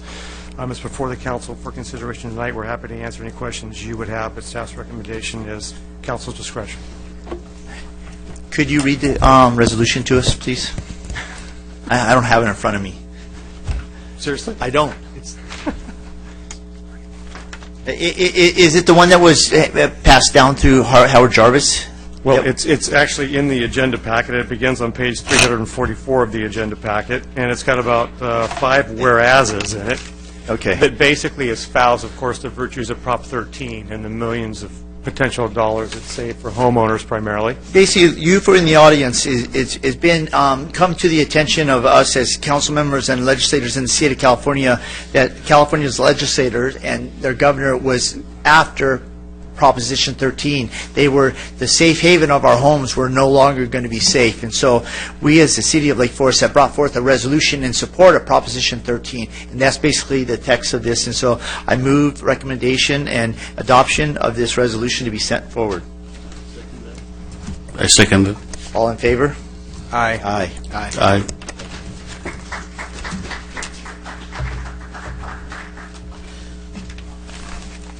Agenda item 14, consideration of the commissioner selection process, submitted by City Clerk. Mayor, members of the council, this is also an item that's on at the request of Mayor Pro Tem Hamilton. The matter pertains to the current process the city uses to receive and evaluate applications for the Planning Commission and Parks and Rec Commission. The staff report prepared by the city clerk outlines a little bit of the history about how that process has recently changed. It's gotten a little bit more cumbersome. I hate to use that word. It's probably not the right word. In terms of the application and whatnot, more information that we ask from potential candidates. It describes the interview process and how that works. We typically do Planning Commission interviews on a separate night from Parks and Rec Commissioners. In addition to providing a brief statement as a candidate, the council then has typically asked a series of questions. Those are typically prepared questions, so each candidate is given the opportunity to respond to the same number of questions. Stephanie identifies in the report a series of options, staff's initial thinking on ways that process could be simplified to potentially make it more applicant-friendly, which was the Mayor Pro Tem's request. And we talk about things that potentially could be done to the application itself, how the interview process could potentially be modified, shortened, for example, and also the potential of maybe forming an eligibility list. So on the off chance a vacancy is created midterm, applicants could be informed when they apply that there potentially, should a vacancy exist, be an opportunity for the council to consider reappointing off that list. So that's our initial thinking, but we're here for any comments that the council would have, and also it's at the council's discretion. Open it up. I'll try and be brief because I know that the last agenda item kind of went a little long. I'm open to anything. I just have been an applicant, and I appreciate the staff report. I think you've listed out great options. I think I'm in favor of still allowing everyone a chance to speak and having a 3-minute presentation I think there are so many questions in the current application that I don't think I would necessarily ask any questions additional. And I think having that list is also a great idea, the wait list or whatever that the term was that you used. As someone that has sat through many of these appointment processes, I feel that we've lengthened the questionnaires to give us as council members better information and background of the potential candidates for these commissions. I think that I agree with Mayor Pro Tem Andrew Hamilton that we need to allow each and every one of those that fill out the application to be heard. And so I think that my simplest way that I would maybe propose is because of the length and amount of questions that we ask in the questionnaires, that maybe we do away with the questions from the council, which is they're just made up, passed through from staff usually, or we can make up our own. But the fact that we have the information before us in paper in the applicant's resume that they give to us, and so I propose that we do away with the questions from the dais, and that would be my motion for that. Okay, would you have a public speaker? Mayor Voice, yes, we do. Okay. Tom Cagley?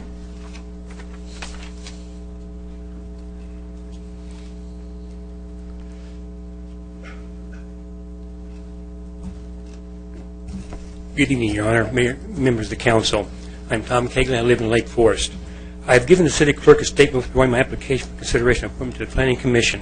I did this with reluctance, but I want to be able to speak to this issue without it being considered self-serving. What I have to say is in sincere concern for the city and its citizens and the selection of leaders.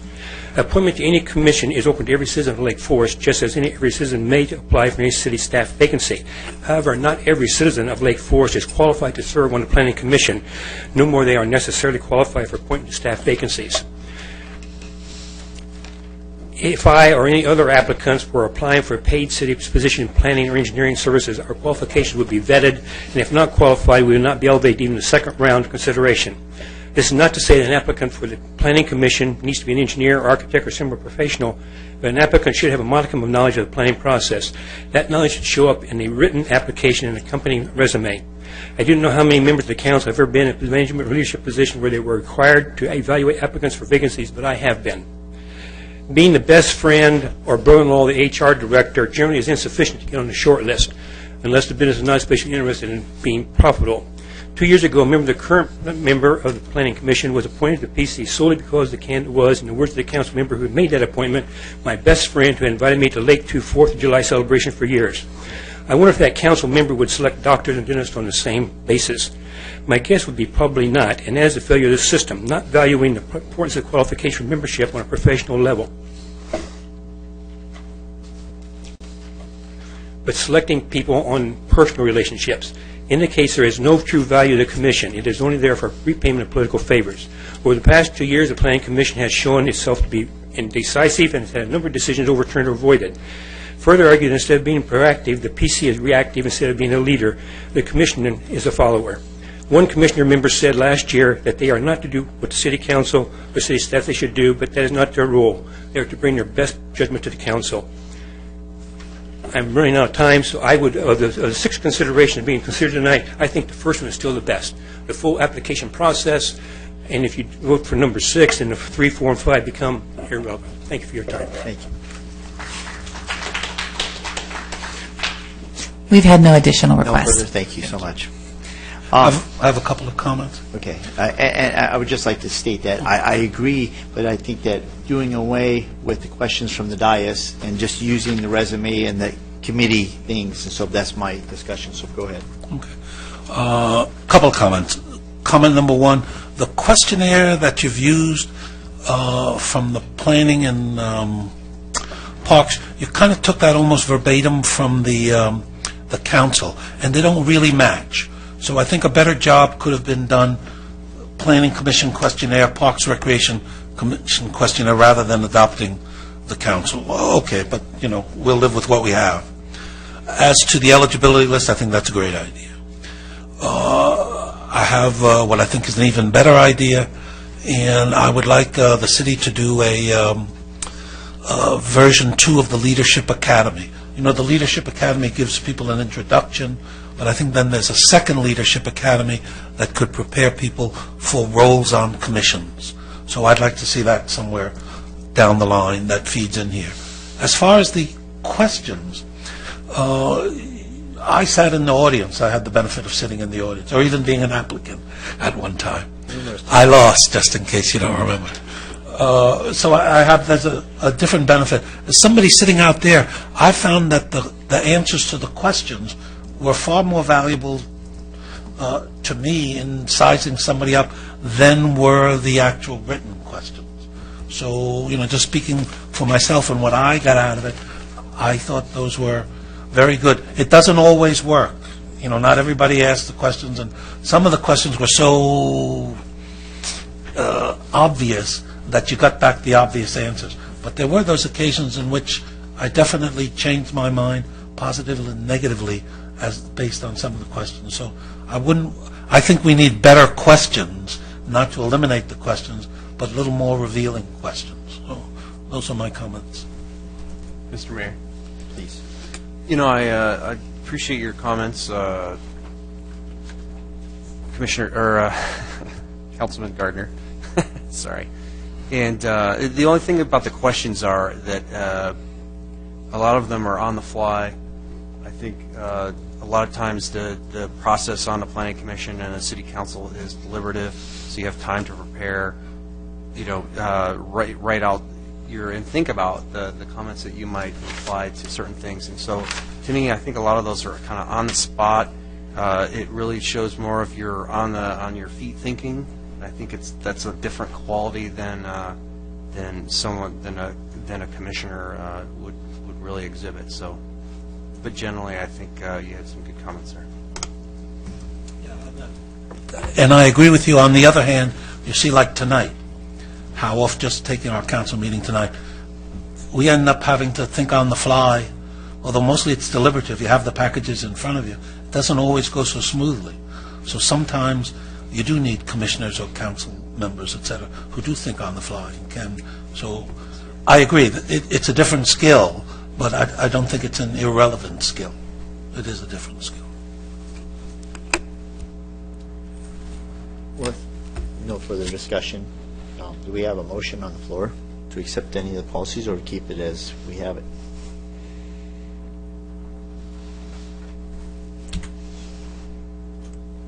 All right, I'll make a motion that we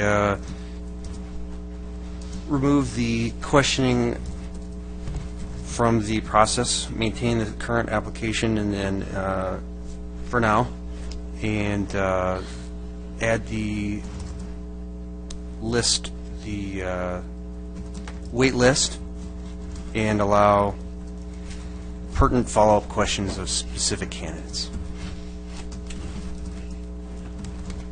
I'll support that. I think that's a good on-your-feet thinking. Okay. All in favor? Aye. Aye.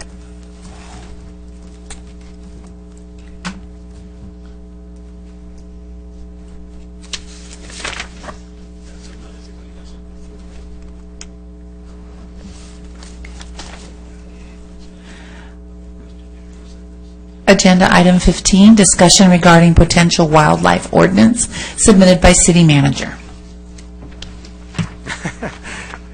Yes, and I guess I'm filling that role tonight.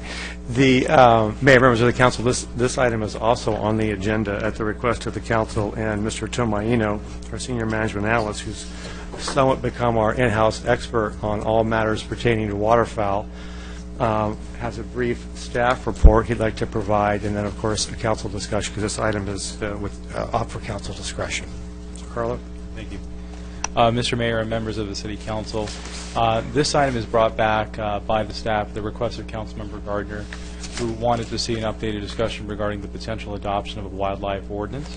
What staff has tried to do in this version of the report is summarize the previous efforts that date back to November of last year, And that included an initial effort to introduce a draft ordinance for your consideration. And then subsequently, the City Council requested additional information regarding some potential mitigation efforts to reduce the population of waterfowl at Village Pond Park. And so at that time, the Council discussed and deliberated all of those issues, raised some specific concerns, and had discussion that we've attempted to briefly outline in this current version of the report. In addition, to facilitate the City Council's discussion this evening, we've attached some helpful notes and written comments from Dr. Gardner that are comprise attachment 3 of the report to address one of the concerns primarily expressed due to the application of the ordinance on a citywide basis. And so with that concludes my brief presentation, and obviously we're here to answer any questions that you might have and facilitate further discussion. Thank you. Mayor, just if I could add, although I know I'm stating the obvious, and I apologize for the being so verbose, but I know the council is well aware, as many of the community members are, that this park, Village Pond Park, has a very long history dating back to 1976, before the city was a city, and the county and the city's contractual relationship regards the pond. And we've always had a very good relationship with Lake Point Community Association regards our shared maintenance obligations, though there have been some complications because some of the vague terms in that agreement. But perhaps more importantly, we are in the process, as you know now, of a comprehensive renovation of that park. We've done that through the same process we've always used, which is outreaching with the community through a series of workshops. And the neighbors and residents around that park and pond have helped us create a consensus master plan, which was presented first to the Parks and Rec Commission, then ultimately to the City Council. It's been approved, and we are in the process now, Mr. Wheeler and his staff, of preparing construction plans and specifications that would ultimately be brought back to the Council for final approval and authorization to bid. Staff acknowledges, and the consultants that have worked on this project have acknowledged the complexities associated with the waterfowl issues at Village Pond Park and what that's doing to complicate our efforts to maintain the water quality of the pond. The consultant we hired to assist us in that process to prepare those construction plans consulted with Pace Engineering and other firms to try to help formulate recommendations and kind of a multifaceted plan that would help address that. Because arguably there is no one specific thing, no one specific action in and of itself that would ameliorate the waterfowl overpopulation. The consensus master plan is premised in part on, well, we're going to make physical modifications to the park, and in that those physical modifications would hopefully help in controlling the waterfowl population. But as Carla mentioned in the previous staff reports, we also identify other options that would be available when the council deems the time right that could be implemented to help with that problem. And in staff's view, those options might best be implemented or best considered once we've actually completed the renovations, and specifically because part of the pond renovation includes completely draining. The pond will be completely drained. It needs to be, because part of the proposal in the consensus master plan is to shallow the depth of the pond. And so completely draining the pond will likely have some effect on the number of waterfowl that are currently there. But anyway, so that's just context and background I wanted to provide to the council, obviously, to help facilitate the conversation. So with that, we're here to answer any questions you may have. Do we have anything from any public? We've had no request to speak. Bring it back to council. Since I was the one who promoted it, or who asked for the consensus, in the past there seemed to me that there were two stumbling blocks to going ahead with the ordinance as expressed by the previous councils. The first stumbling block was the fear that we were having to do something that would impact all our parks. And so my substitute ordinance was designed to specifically allow us to only identify Village Pond Park or any other area, and so that we weren't forced to make a decision for the entire city. And so that was the approach to solving that one particular stumbling block. The other stumbling block, as I perceived it, was I don't want to put a granny in jail because she's out there with her granddaughter feeding the ducks. And so I asked that the ACP, the Alternative Citation Program, or Administrative Citation Program, that new system we set up, which I think is a great system, be adapted for enforcement purposes in the park, so that with a combination of the original ordinance, with those changes I had suggested, which then let us narrow it, blend in the Administrative Citation Program, and it seemed to me that would give us an ordinance which solves the stumbling blocks. Now, that would then raise the question, and that's what I was hoping we would have seen tonight, but then with your permission or with your vote, we'll ask them to come back to us. That leaves the question of, do we need that? Do we need to do that? And the answer to that is obviously yes. You could drain that park tomorrow, and if those people go out there and feed hundreds of pounds of food, you're still going to have ducks and geese going there, because they live in Lake One. They fly over there to eat in the daytime. It's like McDonald's, and they come back at night. I live on the lake in Lake One, and you can come, anybody who doesn't believe that's true, come and sit on my patio, have an iced tea, and you can see they fly in every night, and they come right down there. So, it won't change. I believe we need the ordinance, and we're going to have to do it eventually. Why not do it now, see how that impacts us? And in fact, if that begins to solve the problem quite a ways, that may impact what we ultimately do with the design. It may turn out we don't need to do such an aggressive change to the park. It may be that's 50% of the problem is done right there. And there are some enforcement problems, but I thought the staff report, handled them well. I think it can be handled. Obviously, if they come back to us, they can give us some more information about handling that. But we need to bite that apple at some point. Sooner is better than later. Thank you.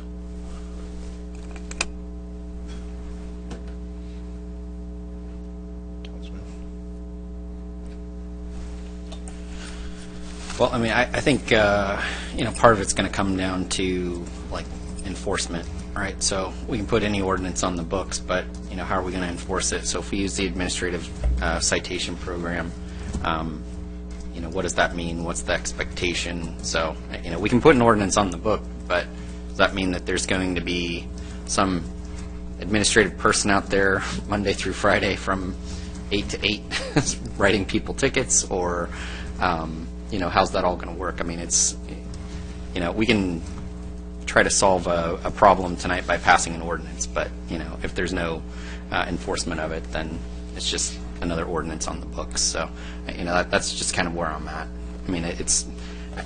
We should be talking about fiscal impact if we're going to go that route, and how we're going to actually allocate dollars. Because if we really feel like this is going to solve a problem, then make sure that we're actually doing it.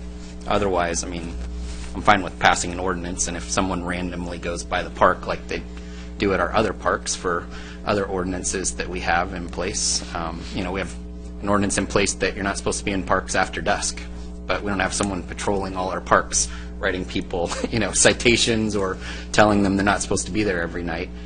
It's just kind of an honor system thing. So if we have an ordinance and we put up a sign and then there's a guy that goes by once a month, yeah, I'm okay with that. But if we're going to end up spending maybe $100,000 on trying to enforce it, I don't feel comfortable with that at this point, because I don't think that would be a wise expenditure of money. So, at this point, I'm not asking us to pass the ordinance. I'm just asking us to give the staff the go-ahead to go ahead and sculpt that omnibus ordinance, if you will, and to give us exactly what you're saying. To give us these are the implications. This is how we'd staff it. This looks like the cost, and if it comes back at $100,000, I'm going to say that's not the solution either. But hopefully they'll come back with something. So I'm just simply at this point saying, let's go ahead and have them spend, 5 or 6 hours, whatever it takes, and of the lawyer's time to put them together. I already did his work for him, so it won't take him that much longer. I'm just asking to go forward. And I'll second that. I can move forward with that, and it's not giving any guarantee for me that I'll support it moving forward. It's just like taking a look at those numbers and at what level do we spend and actually affect behavior? And, if we have to spend an exorbitant amount of money to affect behavior, then maybe, there's some other solutions we might want to look at from an education standpoint, from a park ranger, docents, all those other types of possibilities. But, I'm okay with, taking a look at what it would take to enforce that, and, how we would actually make it happen. So if a guy's out there, I don't know how you do it, but 1 hour a week, 5 hours a week, 10 hours a week, 40 hours a week, how you craft that so we can see what the fiscal impact is. So. Yeah, but also I think those are good suggestions. I have no objections if they go just beyond the enforcement and talk about docents, give us a total picture so we don't have to, at the next meeting, say, now go get us the docents. Yeah, give us everything, your best mind you can. So is that a motion? We can make it into a motion. And before you do that, I actually, what is the direction of the construction? When do we have potential drainage of the park? Is construction start? Did we have a date? Tom, are you up on that schedule? Approximate? I don't know offhand, but we can get that to you at your next update.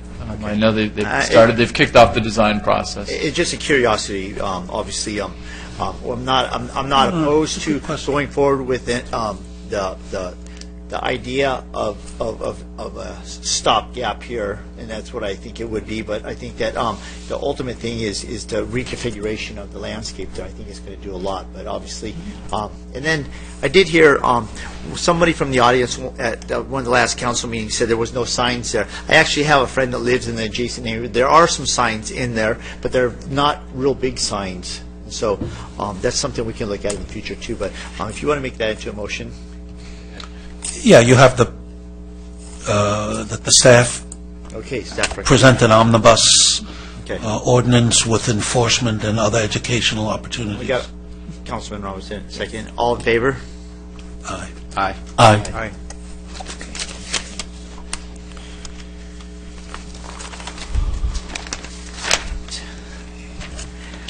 Agenda item 16, method and practice for council-initiated items being placed on the agenda, submitted by Deputy City Manager, Director of Management Services. Mayor, members of the council, not to sound like a broken record, but this item is also on the agenda at the request of the council. Staff's provided a little bit of an overview of how the process currently works, how it worked previous to the most recent change. And we did our level best to kind of talk about how some of the items that have been placed on have affected the workload of the staff and some of our challenges in regards to wanting to work with the council potentially to get some better direction on how we might prioritize items that are being placed. But I think the real issue is the process itself, and currently that's the two persons of the council will have to vote affirmatively to put it on the agenda, whereas previously it was 3. Councilman Robinson. I'm guessing public comment. So, I did bring this about, and I was supportive of moving it to 2 initially, and in theory, I'm still supportive of that concept. But I think that what it's caused is some real challenges from the agenda standpoint as well as the staff standpoint. So let me just try to explain that to my colleagues in the audience. So basically 2 members can put something on the agenda, but with only 2 members, then the staff generally is going to put together a fairly skeleton agenda report, right? Based on that, we may decide, and I'm not really clear, because I can't remember off the top of my head whether we can act on that or if it just becomes a discussion item. I can't remember off the top of my head, but let's just say that we give direction after that. And we say, hey, go craft this ordinance, right? We've had a very scaled down staff report, and we're saying go craft an ordinance.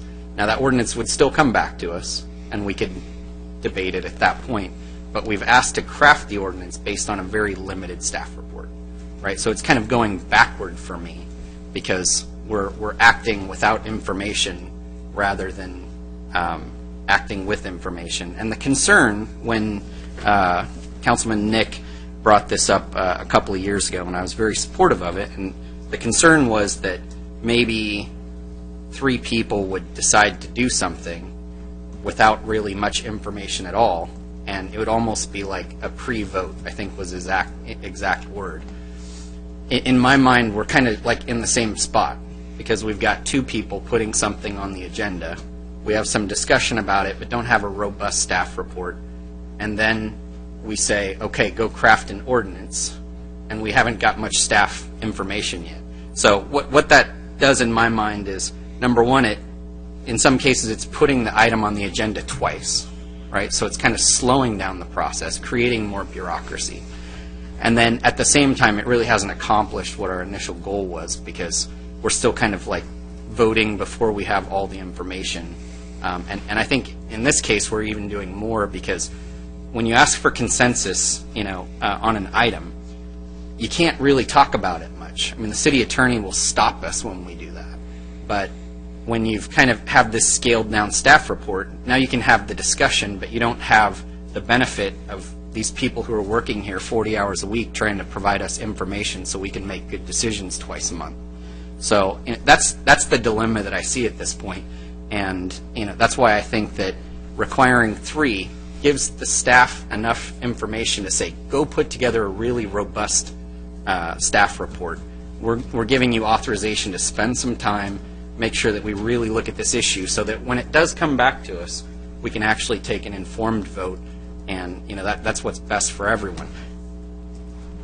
Short of that, I mean, I think that we're calling the intelligence into question of those around us by saying we're going to pre-vote without information. I would hope that we don't do that. I respect each and every one of you on an intellectual level. I mean, I think that you're all really bright people. The residents do too.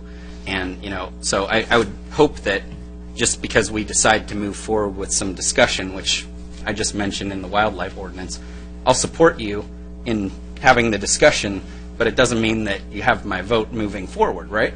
And it's the same thing with this. I mean, once we give that direction with all 3 of us, then they can go spend some time. But if there's only 2, then they say, hey, you know what? We're not going to spend the time. So that's where I'm at this point. I mean, that's why I want to change it around. And again, I was very supportive at the beginning. I know what Councilman Nick was trying to accomplish. I just don't think that we've necessarily got there, and we've really convoluted the process even more in how we've created it. So that's why I'm asking that we repeal it and move back to 3. It's not for any other reason. I mean, I've been very supportive of just almost all of my colleagues in providing consensus to put something on the agenda. So, it's not like I'm trying to thwart the efforts of any one of you, or I'm trying to, stomp on your voice or anything like that. I mean, I'll probably continue to be very supportive of having the discussion. But that's just kind of where I'm at. So,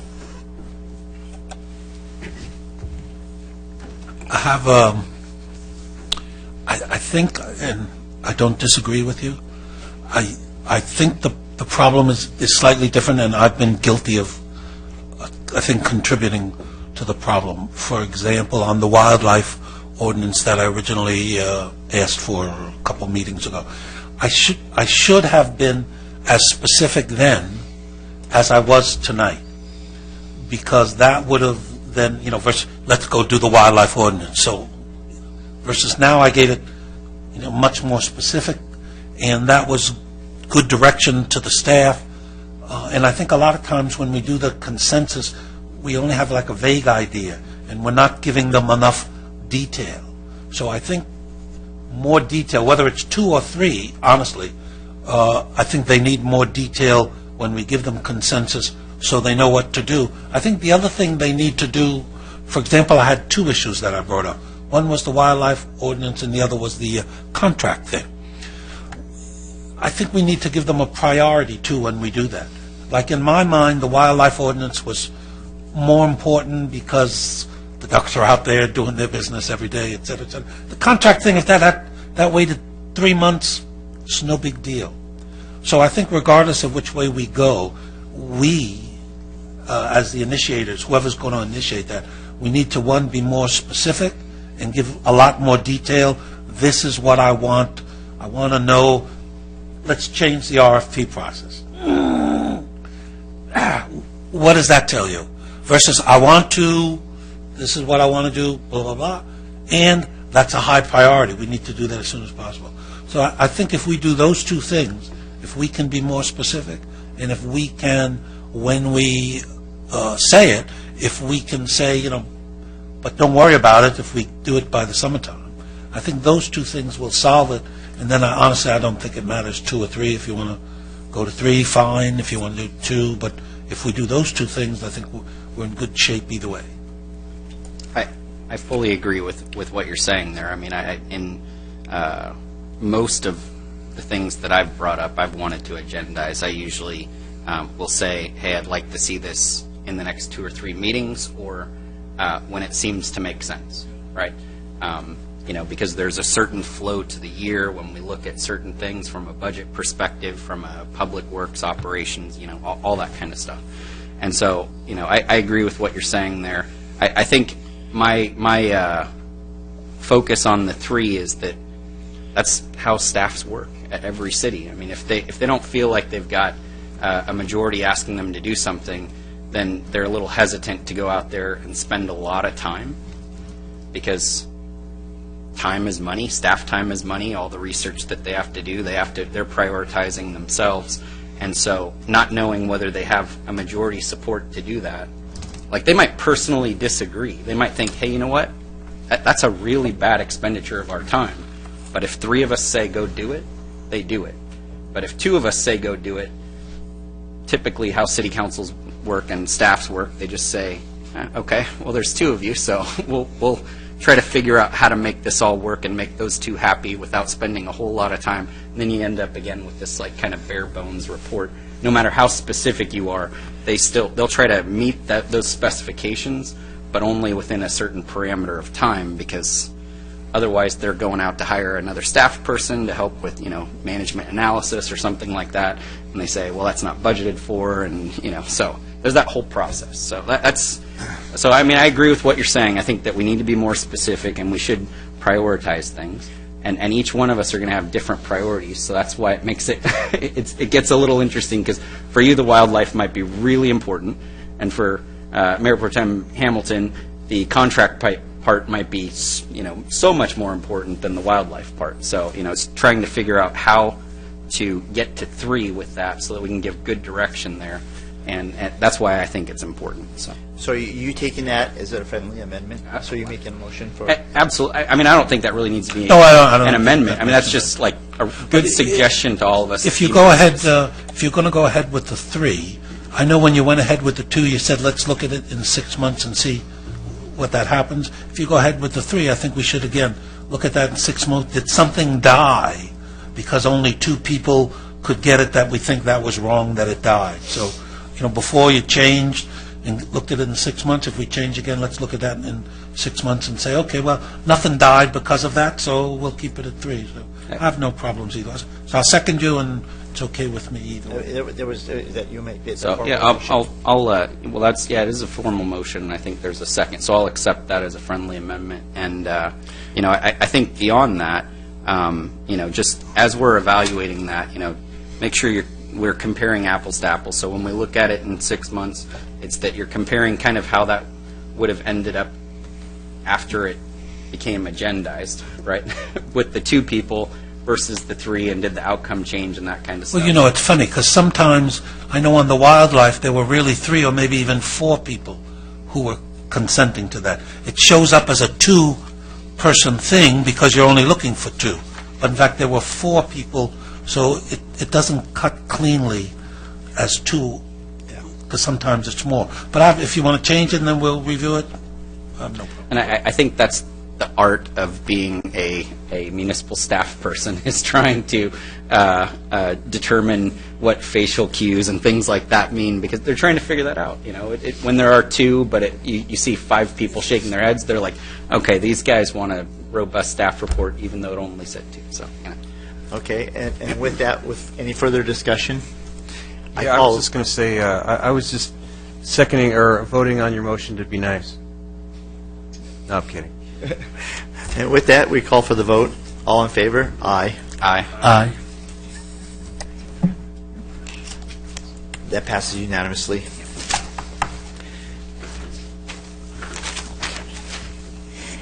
Agenda item 17, annual city council appointments to boards, commissions, committees, and agencies, submitted by city clerk.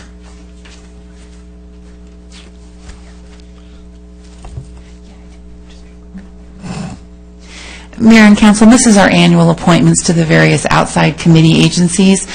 We've provided you with a matrix of the different committees, and as in the past, I think it has worked well if we go down the list one by one. There is actually on the list, the vector control has an incumbent whose term does not expire until the end of this year, but every other committee assignment, including the ones that have names attached to them, for example, Mayor Voigt's with the TCA, if he, the council can make an appointment, can reaffirm that appointment, make a new appointment. Basically, it's a de novo look at all of the committees. So it works well if we go down one by one and make those appointments. And with the Orange County Fire Authority, that does require adoption of a resolution, so we would need a formal motion, second, and a vote on the resolution. Thank you. So considering we are going to start at number 1, the California Joint Powers with Councilman Adam Nick, would you like to stay at that appointment? Sure, thank you. Okay. I'll make do we need a motion, or do you want to go through and make a motion for all of them? Yeah, that seems to work well. I'll make a motion that we accept his reappointment. Like a second. Second. All in favor? Aye. Aye. Do you want to just do the whole list? Yeah. Yeah. Well, no, we got to go one by one because Just in case, I mean, there could be 2 people that want to go up for something, and okay. So. South Orange County Association of Mayors. I have that one. So. Foothill Eastern Transportation, I am the representative for that. That was my background. I fell, if many of you may not know, that's actually how I got injured. I fell off a bridge overpass. I built highways, and so I serve on that, and I would like to stay on that if I may. So moved. I would like to be the alternative for that. Okay. Unless anybody else. Aye. I mean, Okay. I will second Jim Gardner, and so all in favor? Aye. Aye. Okay. Upper Newport Watershed, and for so many years, Ms. Kathy McCullough advocated for us here, and that is a huge issue for us because of the creeks that we have flowing in the Back Bay and that, and so she's been a huge representative for us and a mighty force for us in this county. So do we have anybody that would like to be on Watershed? Yeah, I'd like to. I will second you on that. I think your water background would be ideally fit for that. So I will second you. So all in favor of Andrew Hamilton? Aye. Aye. Orange County Fire Authority. Mayor Robinson has been the alternate to Ms. Kathy McCullough and filling in for her. Would you like to assume the role? I would like to make the motion that we accept. Second. And we're making a formal motion and second by Andrew Hamilton. And we do, the resolution, it's one resolution, it identifies the primary and the alternate.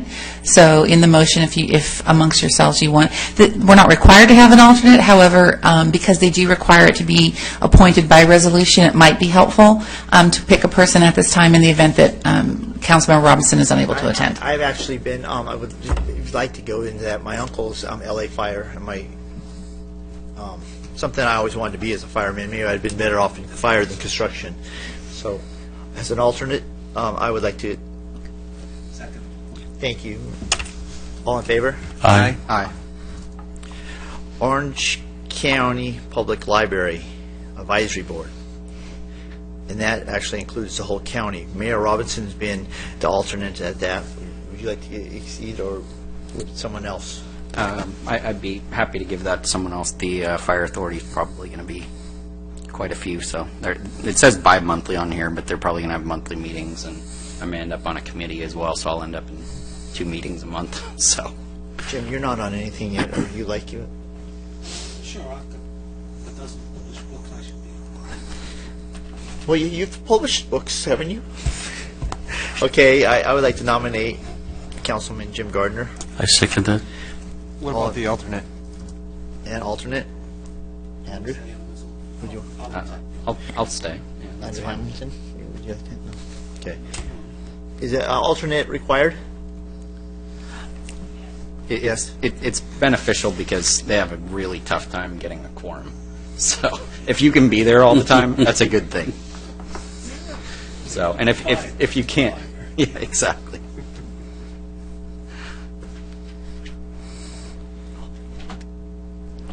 Hearing none right now. Can we see that later? Okay. Moving on. Orange County Vector Control, Marcia Rudolph gives us monthly updates. South Orange County Watershed Management Area. You know, since I like water, maybe I'll volunteer for that one. Our H2 man, Andrew Hamilton. I would like to nominate him for. I second that. Okay. All in favor? Aye. Thank you, Council.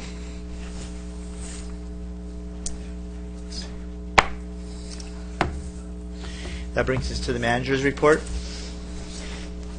Thank you, Mayor. I beg your pardon. I can't remember if you mentioned in your comments about the new business reception next week. I did not. I did briefly. Okay, you did. But Bring that up. in the interest of a public service announcement, next Wednesday is our annual new business reception. That's an event that we co-host with the Chamber of Commerce. We hold it here at City Hall.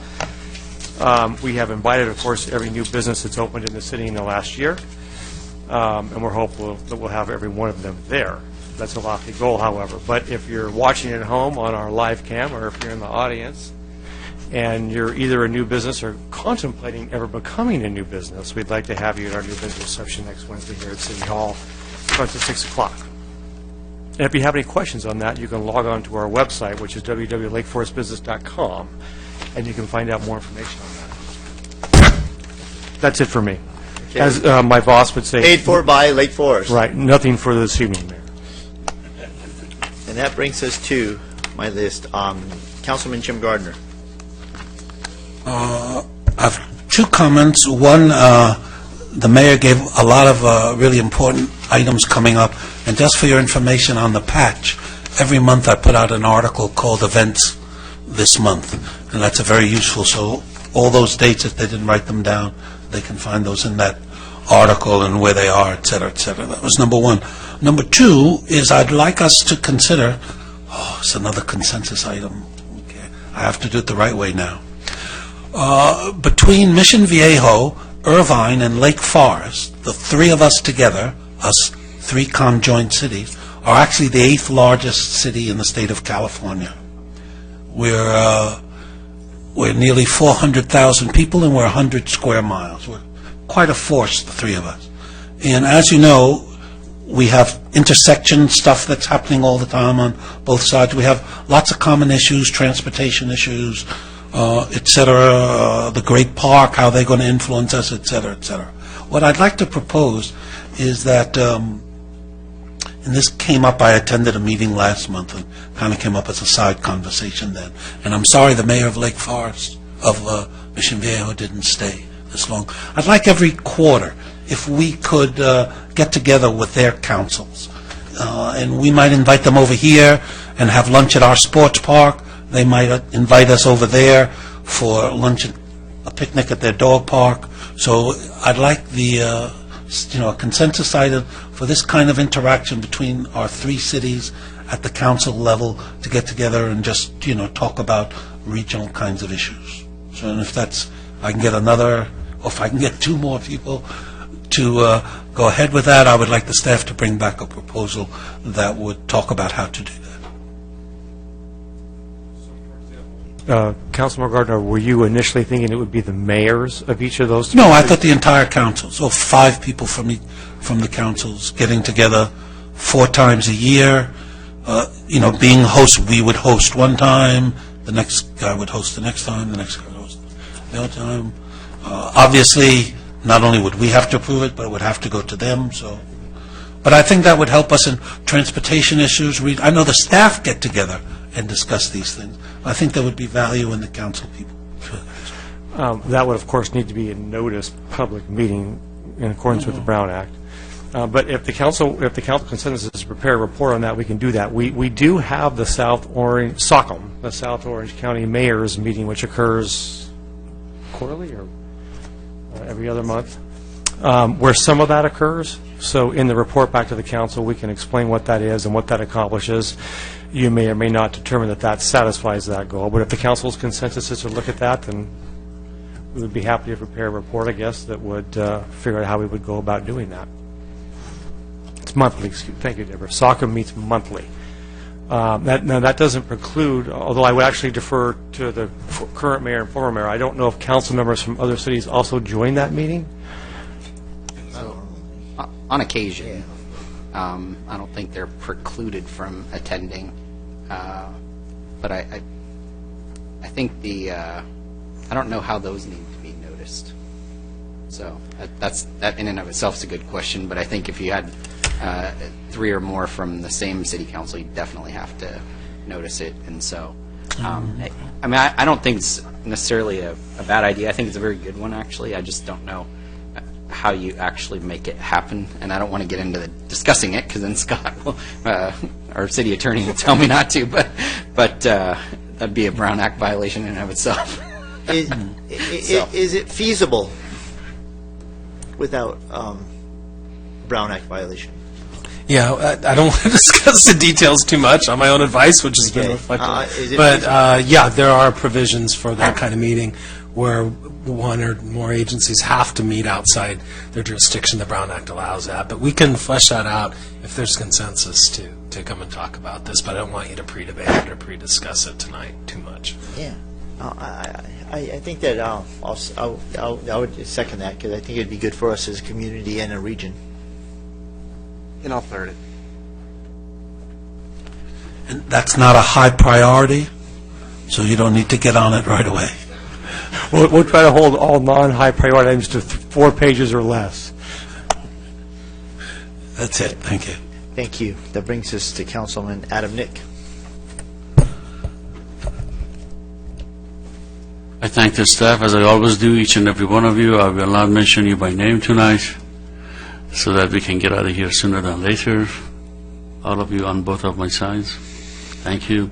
I thank my colleagues to my left, and I thank all of you in particular for being here tonight.